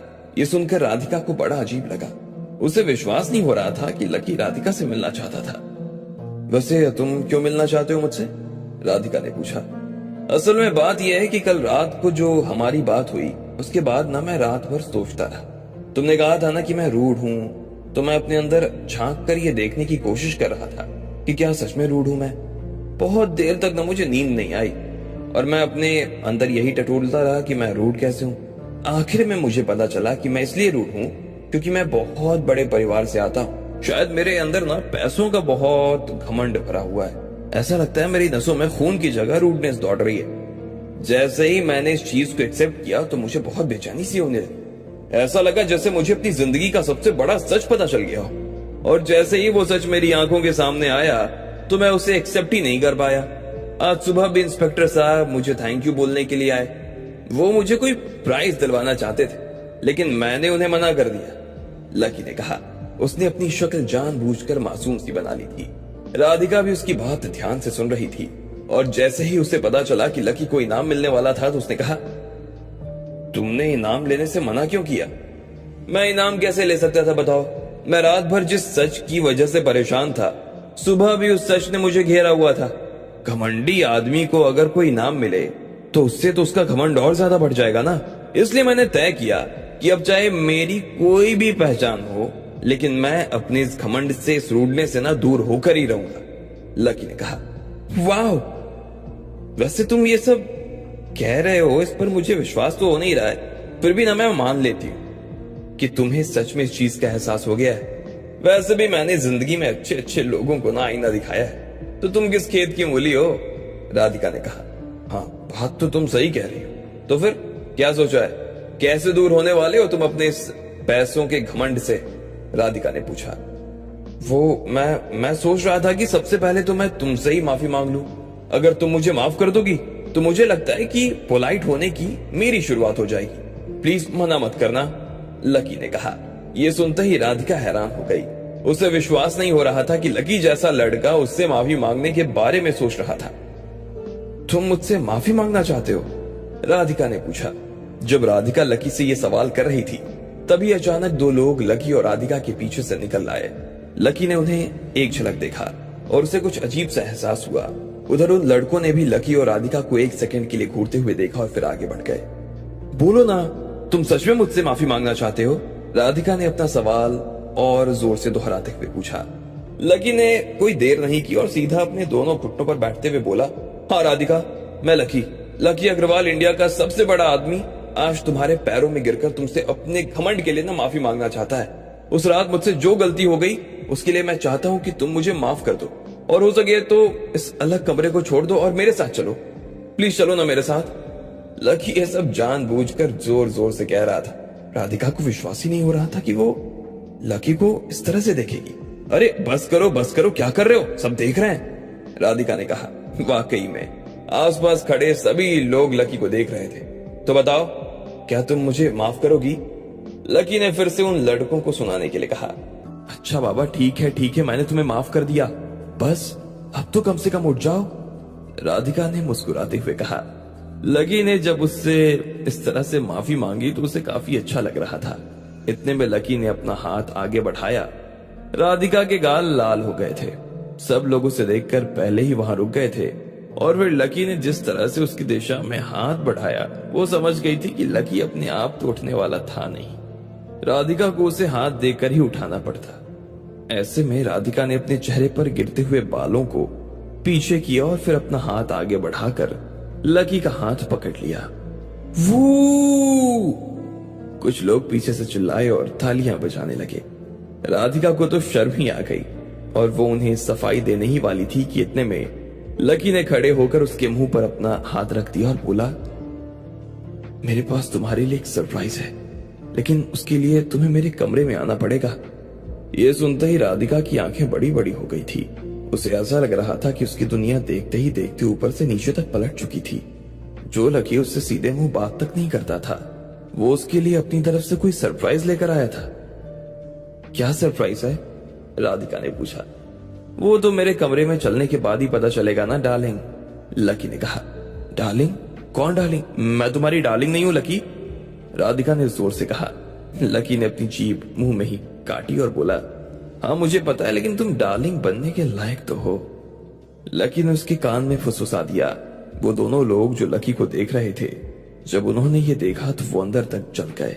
सच में राधिका बहुत खूबसूरत थी और जिस तरह से लकी उससे सभी लोगों के सामने प्यार कर रहा था, ये देखकर उन्हें बहुत जलन हो रही थी। अब उनके मन में इस बात का कोई शक नहीं बचा था कि लकी ने राधिका को ही बचाने के लिए इन लोगों का प्लान फेल किया था। तो चलें? लकी ने फिर से राधिका से पूछा। उसने अपनी नजर नीचे कर ली थी और फिर हाँ में सिर हिला दिया। लकी ने उसका हाथ पकड़ा और उसे अपने साथ अपने कमरे में ले गया। भीड़ पीछे से चिल्लाई जा रही थी और लकी भी हाथ हिलाता हुआ आगे बढ़ता चला जा रहा था। उधर जैसे ही वो अपने कमरे में दाखिल हुआ, इधर उन लड़कों ने कोने में जाकर अपना फोन निकाला और सीधा एलेक्स को फोन मिलाते हुए कहा, बॉस, हमें वो लड़का और वो लड़की दोनों मिल गए हैं। जो जानकारी हमें मिली है वो बिल्कुल सही है। दोनों एक दूसरे से बहुत प्यार करते हैं और पागल है एक दूसरे के प्यार में। ये लड़का तो कुछ ज्यादा ही पागल है। वैसे बॉस, लड़की है बहुत खूबसूरत। अच्छा, तो फिर देर किस बात की? उसको जल्दी से यहाँ ले आओ। हम भी तो जाने आखिर उसकी खूबसूरती का राज क्या है। उधर से एलेक्स ने हंसते हुए कहा। इधर से ये आदमी भी हंस दिया और फिर उन्होंने फोन काट दिया। उसके बाद उस आदमी ने होटल में मौजूद अपने सारे लोगों को फोन किया और राधिका को किडनैप करने की प्लानिंग करने लगा। इधर जब एलेक्स के लोग राधिका को उठाने की पूरी तैयारी कर चुके थे, तब इधर लकी भी राधिका के साथ अपने कमरे में आ गया था। उसने उसकी आंखें बंद की हुई थी और वो उसे कमरे में ले जा रहा था। क्या क्या कर रहे हो लकी? ऐसा कौन सा सरप्राइज है जो तुमने मेरी आंखें ही बंद कर दी है? अब तो हम कमरे में आ गए, प्लीज अब तो खोलने दो ना, राधिका ने कहा। बस 2 मिनट और, लकी ने कहा और इधर उधर देखने लगा। उसने मैनेजर से जो ड्रेस राधिका के लिए लाने को कहा था वो उसे इधर उधर ढूंढ रहा था, लेकिन वो ड्रेस उसे कहीं मिल ही नहीं रही थी। उसने सोफे पर, पलंग पर और टेबल पर भी देख लिया, लेकिन कहीं उसे वो ड्रेस नहीं मिल रही थी। लकी खोलने दो ना प्लीज, अब बहुत अजीब सा लग रहा है। अरे कह रहा हूं ना 2 मिनट रुक जाओ, लकी ने कहा। लेकिन इस बार उसकी आवाज में वो कोमलता नहीं थी जो राधिका के कमरे के बाहर नजर आ रही थी। उसकी ऐसी खुदरी सी आवाज सुनते ही राधिका को कुछ अजीब लगा। उसने अपने आप को रोका ही नहीं और बोली, अभी तो तुम बहुत बड़ी बड़ी बातें कर रहे थे, रूड नहीं रहूंगा, कभी भी घमंड नहीं दिखाऊंगा, ना घमंड कम करने की मैंने शुरुआत भी कर दी है, वगैरह वगैरह, पता नहीं क्या बोल रहे थे। अभी अचानक से क्या हो गया? ये पुराना लकी कैसे जाग गया? लेकिन लकी उसकी बात पर ध्यान ही नहीं दे रहा था। उसने उसकी आंखों पर अपना हाथ रखा हुआ था और वो पलंग और सोफे के नीचे देखता जा रहा था, लेकिन उसे कहीं कुछ नजर नहीं आ रहा था। बोलो ना, बोल क्यों नहीं रहे हो? क्या हुआ? उसने फिर से पूछा, लेकिन लकी कुछ नहीं कह रहा था। इधर राधिका ने लकी के हाथ पर अपना हाथ रखा और उसे हटाने की कोशिश करने लगी। वो अपने दोनों हाथों से लकी की हथेली को हटाने की कोशिश कर रही थी, लेकिन लकी का हाथ हटने का नाम ही नहीं ले रहा था। जब राधिका उसके साथ संघर्ष करते हुए थकने लगी तो इतने में उसका हाथ लकी के घाव को छू गया। उसकी हथेली के बीच में एक बड़ा सा छेद पड़ा हुआ था। राधिका ने बिना देर किए अपनी सबसे छोटी उंगली उस छेद में डाली। जैसे ही वो उंगली उस घाव में गई, लकी बुरी तरीके से चिल्ला उठा। उसने अपने दर्द को दबाने के लिए अलमारी का हैंडल पकड़ा और उसे भी खींच दिया। आह! लकी ने कहा और आखिर उसे राधिका की आंखों पर से अपना हाथ हटाना पड़ गया। तुम्हारा? लकी जोर से चिल्लाया और दर्द के मारे अपने हाथ भींच कर पलट गया। वो राधिका को गाली देने ही वाला था कि इतने में उसकी नजर अलमारी में पड़ी ड्रेस पर गई थी। तुम्हारा क्या? इतने में राधिका ने भी पलट कर पूछा। वो समझ गई थी कि लकी उसे कुछ भला बुरा कहने वाला था। इतने में लकी ने वो ड्रेस उठाई और कहा, तुम्हारा सरप्राइज ये रहा, लकी ने कहा और वो ड्रेस सीधे राधिका की तरफ बढ़ा दी। राधिका का भी गुस्सा अचानक से शांत हो गया था। उसे अभी तक ऐसा लग रहा था जैसे लकी उसे बेवकूफ बनाने की कोशिश कर रहा हो, लेकिन जैसे ही उसे ड्रेस मिली तो राधिका खुश हो गई और उसने तुरंत उससे वो ड्रेस ले ली। फिर राधिका ने जैसे ही ड्रेस खोली तो वो उसे देखती ही रह गई। वो एक गहरे नीले रंग का सिल्क का वन पीस था और उसके साथ में एक डायमंड का नेकलेस भी। राधिका जिस तरह से उस ड्रेस को देख रही थी, उसे देखते ही लकी समझ गया था कि उसे ड्रेस और नेकलेस दोनों बेहद पसंद है। कैसी लगी? लकी ने पूछा। उसके हाथ में अभी भी दर्द हो रहा था और उसने अपना एक हाथ दूसरे हाथ में थामा हुआ था। बहुत बहुत बहुत सुंदर, बहुत अच्छी है। कहां से खरीदी? राधिका ने पूछा। लकी ये सवाल सुनते ही हड़बड़ा गया। मैनेजर ने उसे ये तो बताया ही नहीं था कि उसने कहां से ड्रेस ली थी, और ना ही लकी ने उसे बताया था कि उसे कहां से ड्रेस लेनी थी। इसलिए उसने कहा, अरे तुम्हें इससे क्या मतलब, तुम तो बस पहन कर दिखाओ कैसी लग रही हो। लकी की बात सुनते ही राधिका भी खुश हो गई। वो बाथरूम में चेंज करने के लिए जा ही रही थी कि इतने में उसे याद आया कि उसने एक सवाल तो लकी से पूछा ही नहीं था। अरे हाँ, तुमने मुझे ये तो बताया ही नहीं कि तुम मेरे ऊपर अचानक से इतने मेहरबान क्यों हो गए। इतनी महंगी ड्रेस और फिर ये नेकलेस, चक्कर क्या है भाई? ये मेरा माफी मांगने का तरीका है। वैसे तो मैं कभी किसी से माफी नहीं मांगता हूँ, लेकिन जब किसी से मांगता हूँ ना तो पूरा दिल खोल कर मांगता हूँ। अब मैंने तुमसे माफी मांगी तो जितना दिल खोल कर मांग सकता था उतना दिल खोल कर मांग रहा हूँ। अब तुम ज्यादा देर मत लगाओ और माफी का पूरा मजा लो। अभी एक और सरप्राइज तुम्हारे लिए आना बाकी है, लकी ने कहा। राधिका एक पल के लिए लकी की आंखों में देखते ही रह गई थी। उसे ऐसा लग रहा था जैसे उसने ऐसा लड़का अपनी जिंदगी में कभी नहीं देखा था। जाओ ना, लकी ने कहा तो राधिका को होश आया और वो सीधा बाथरूम में चेंज करने के लिए चली गई। उसके जाते ही लकी ने गहरी सांस ली और फिर पलंग पर आकर बैठ गया। इसके बाद उसने अपने कमरे में लगा लैंडलाइन फोन उठाया और होटल के मैनेजर को फोन करते हुए बोला, सारी तैयारी हो गई है ना? हम लोग बस 20 मिनट में ही पहुंचने वाले हैं। हाँ सर, सारी तैयारियां हो गई है, आप जब आना चाहें तब आ सकते हैं, मैनेजर ने कहा। लकी ने हाँ में से हिलाया और फिर फोन काट दिया। उधर जब राधिका अंदर तैयार हो रही थी तब इधर लकी ने भी अपना सूट निकाल लिया। उसने बाथरूम का दरवाजा बाहर से लगा दिया और खुद भी तैयार होने के लिए चला गया। लगभग 20 मिनट के बाद जब राधिका ने दरवाजा बजाया तो लकी ने दरवाजा खोल दिया। तुमने दरवाजा क्यों लगाया? मैं कब से, राधिका ने कहा। जैसे ही उसने लकी की तरफ देखा तो वो देखती ही रह गई। लकी ने भी गहरे नीले रंग का टक्सीडो पहना हुआ था। उसने अपनी दाढ़ी में जेल लगाकर उसे सेट कर लिया था। उसके काले जूते चमक रहे थे और उसके पास से परफ्यूम की बहुत हल्की हल्की लेकिन मीठी मीठी खुशबू आ रही थी। नॉट बैड, राधिका ने लकी की तरफ देखते हुए कहा। तुम भी कुछ कम नहीं लग रही हो, लकी ने कहा। सच में राधिका किसी परी से कम नहीं लग रही थी। Thank you for the dress Lucky, सच में ये काफी सुंदर है, राधिका ने कहा और लकी की तरफ देखकर मुस्कुराने लगी। इतने में लकी ने देखा कि राधिका के नेकलेस में कुछ बाल अटक रहे थे। ऐसे में लकी उसके बिल्कुल पास आया और उसकी गर्दन में अपने दोनों हाथ डाल लिए। राधिका के दिल की धड़कन तेज हो गई, उसकी सांसें ऊपर नीचे होने लगी। लकी के परफ्यूम की हल्की हल्की खुशबू की वजह से उसके रोंगटे खड़े हो गए थे। लकी ने धीरे से उसके नेकलेस और बालों को पकड़ा और फिर उसे खोलकर उलझे हुए बालों को निकाल दिए। इस बीच जब 2-3 बार लकी की उंगलियों ने राधिका की गर्दन को छुआ तो वो सिहर उठी थी। लकी ने फिर से उसका नेकलेस लगाकर उसके बालों को ठीक कर दिया था। तुम्हारे कुछ बाल उलझ रहे थे, लकी ने कहा। थैंक यू, राधिका ने अपनी नजर नीचे ही रखते हुए कहा। अब हम चलें, लकी ने पूछा। राधिका ने मुस्कुराते हुए हाँ में सिर हिला दिया। लकी ने उसे अपना हाथ दिया और राधिका ने लकी का हाथ पकड़ लिया। वो दोनों किसी नए जोड़े की तरह नजर आ रहे थे। उन्हें देखकर ऐसा लग ही नहीं रहा था जैसे वो दोनों एक दूसरे को सिर्फ 2 दिन पहले से ही जानने लगे थे। उधर जब लकी ने कमरे का दरवाजा खोला और वो बाहर आने लगा तो इतने में इधर होटल के मैनेजर ने सारे स्टाफ को इकट्ठा कर लिया और बोला, ध्यान से सुनो, लकी सर और राधिका मैडम आने वाले हैं। वो लोग किसी भी पल यहाँ पहुंच सकते हैं। मैंने वैसे तो तुम लोगों को प्रोग्राम शेयर कर दिया है, लेकिन फिर भी तुम्हें याद तो है ना सबसे पहले क्या लगेगा? यस सर, मुझे पता है, मैं ही लेकर जाऊंगा। गुड, वैसे चलो मैं तो यहीं आसपास रहूंगा, फिर भी कुछ काम हो तो मुझे कॉल कर लेना। पर हाँ, मैं यहाँ 2 गार्ड से ज्यादा नहीं लगा पाऊंगा क्योंकि प्रेसिडेंट के कोई गेस्ट आने वाले हैं तो होटल की सारी सिक्योरिटी वहां बिजी रहेगी। ऐसे में तुम लोग कोशिश करना कि दरवाजा बंद ही रहे और कोई अंदर ना आ सके। ठीक है सर, हम ध्यान रखेंगे, एक वेटर ने कहा। मैनेजर ने उन लोगों को इशारों से ऑल द बेस्ट कहा और फिर वहां से निकल गया। उसने तिरछी नजरों से देख लिया था कि कुछ लोग उसके आसपास ही मंडरा रहे थे, लेकिन उसने उन पर ध्यान नहीं दिया और सीधा प्रेसिडेंट के गेस्ट को रिसीव करने चला गया। उधर जब वो दोनों अगले सरप्राइज के लिए जा ही रहे थे कि इतने में इधर उन लोगों का पीछा करते हुए लोगों को मैनेजर की तरफ से अनजाने में ही अच्छी मदद मिल गई थी। पहले तो वो राधिका को कमरे के बाहर से ही उठा लेना चाहते थे, लेकिन जब उन्हें पता चला कि प्रेसिडेंट का कोई मेहमान आने वाला था तो वो समझ गए कि दरवाजे पर कड़ा पहरा होने वाला था।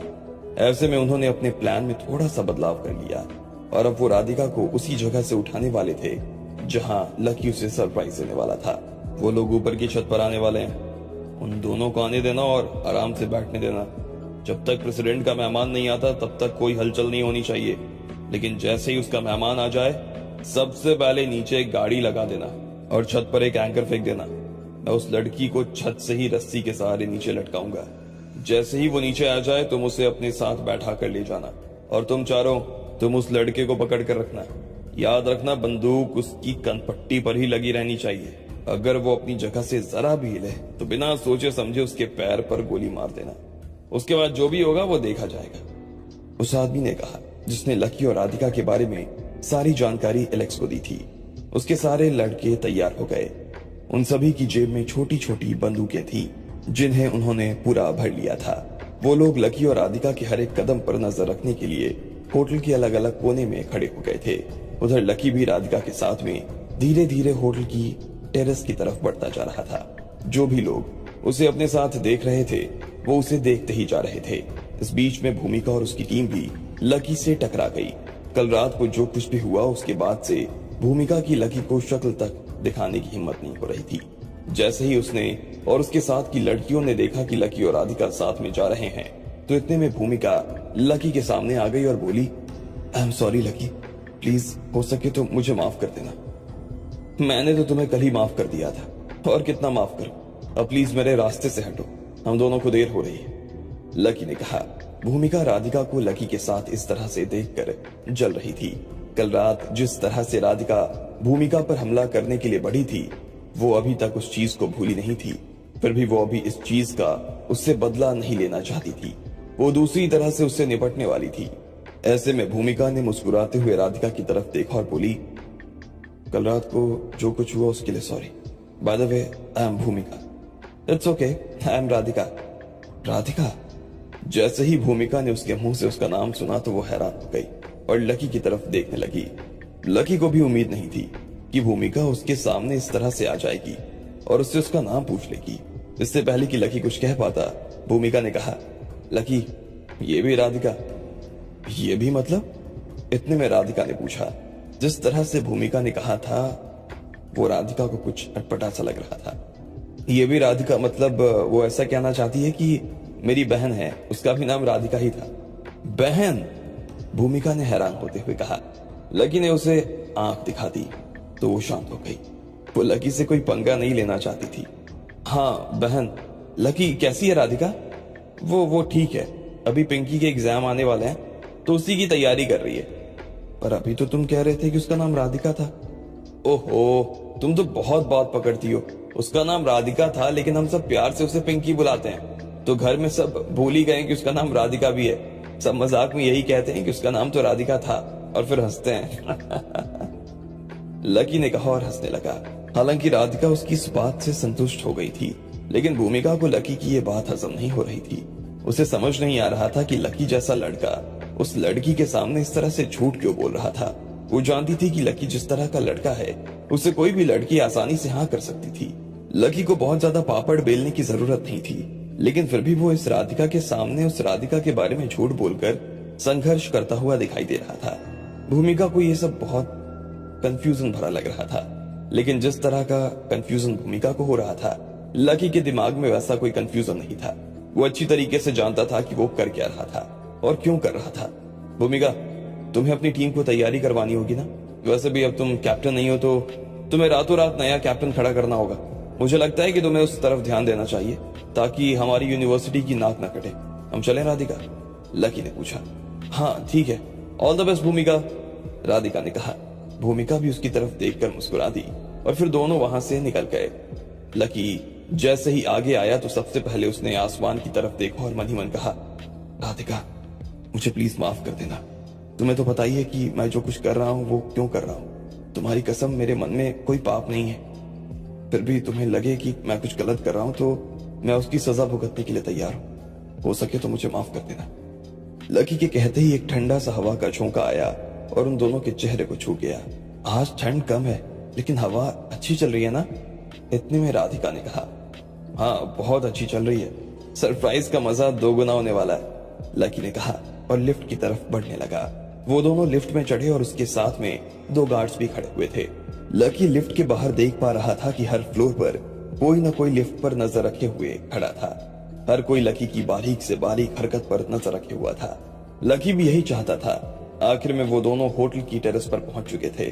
दोनों गार्ड्स बाहर आए और उनके लिए दरवाजा खोल दिया। लकी ने राधिका का हाथ पकड़ा और अंदर जाने लगा। जैसे ही उन्होंने पैर अंदर रखा कि इतने में दोनों के ऊपर फूलों की बरसात होने लगी। दरवाजे के आसपास दोनों तरफ कुछ लड़के और लड़कियां खड़े हुए थे और वो दोनों पर फूल बरसा रहे थे। राधिका ने जब ये सब देखा तो वो खुश हो गई। उसने मुस्कुराते हुए लकी की तरफ देखा तो लकी के चेहरे पर भी मुस्कान आ गई। वेलकम सर, वेलकम मैम, आइए इस तरफ। इतने में एक आदमी आगे आया और उसने लकी और राधिका को एक तरफ आने का इशारा किया। छत पर चारों तरफ बहुत हल्की हल्की रोशनी थी और बीच में ढेर सारे फूल बिछे हुए थे। उन फूलों के ऊपर ही एक टेबल लगी हुई थी और उसके ऊपर कुछ मोमबत्तियां लगी हुई थी। वेटर ने दोनों को कुर्सियों पर बैठने का इशारा कर दिया। लकी ने सबसे पहले राधिका के लिए कुर्सी खींची और उसे बैठा दिया। इसके बाद वो खुद अपनी कुर्सी पर बैठ गया। इतने सारे इंतजाम देखकर राधिका काफी खुश हो गई। लकी, तुम पक्का माफी ही मांग रहे हो ना? इससे आगे का तो कोई इरादा नहीं है ना? राधिका ने पूछा। तुम्हें हर बात में इतनी जल्दी क्यों रहती है? अभी धीरे धीरे सब पता चल जाएगा। लकी ने कहा और वेटर की तरफ देखकर कुछ इशारा कर दिया।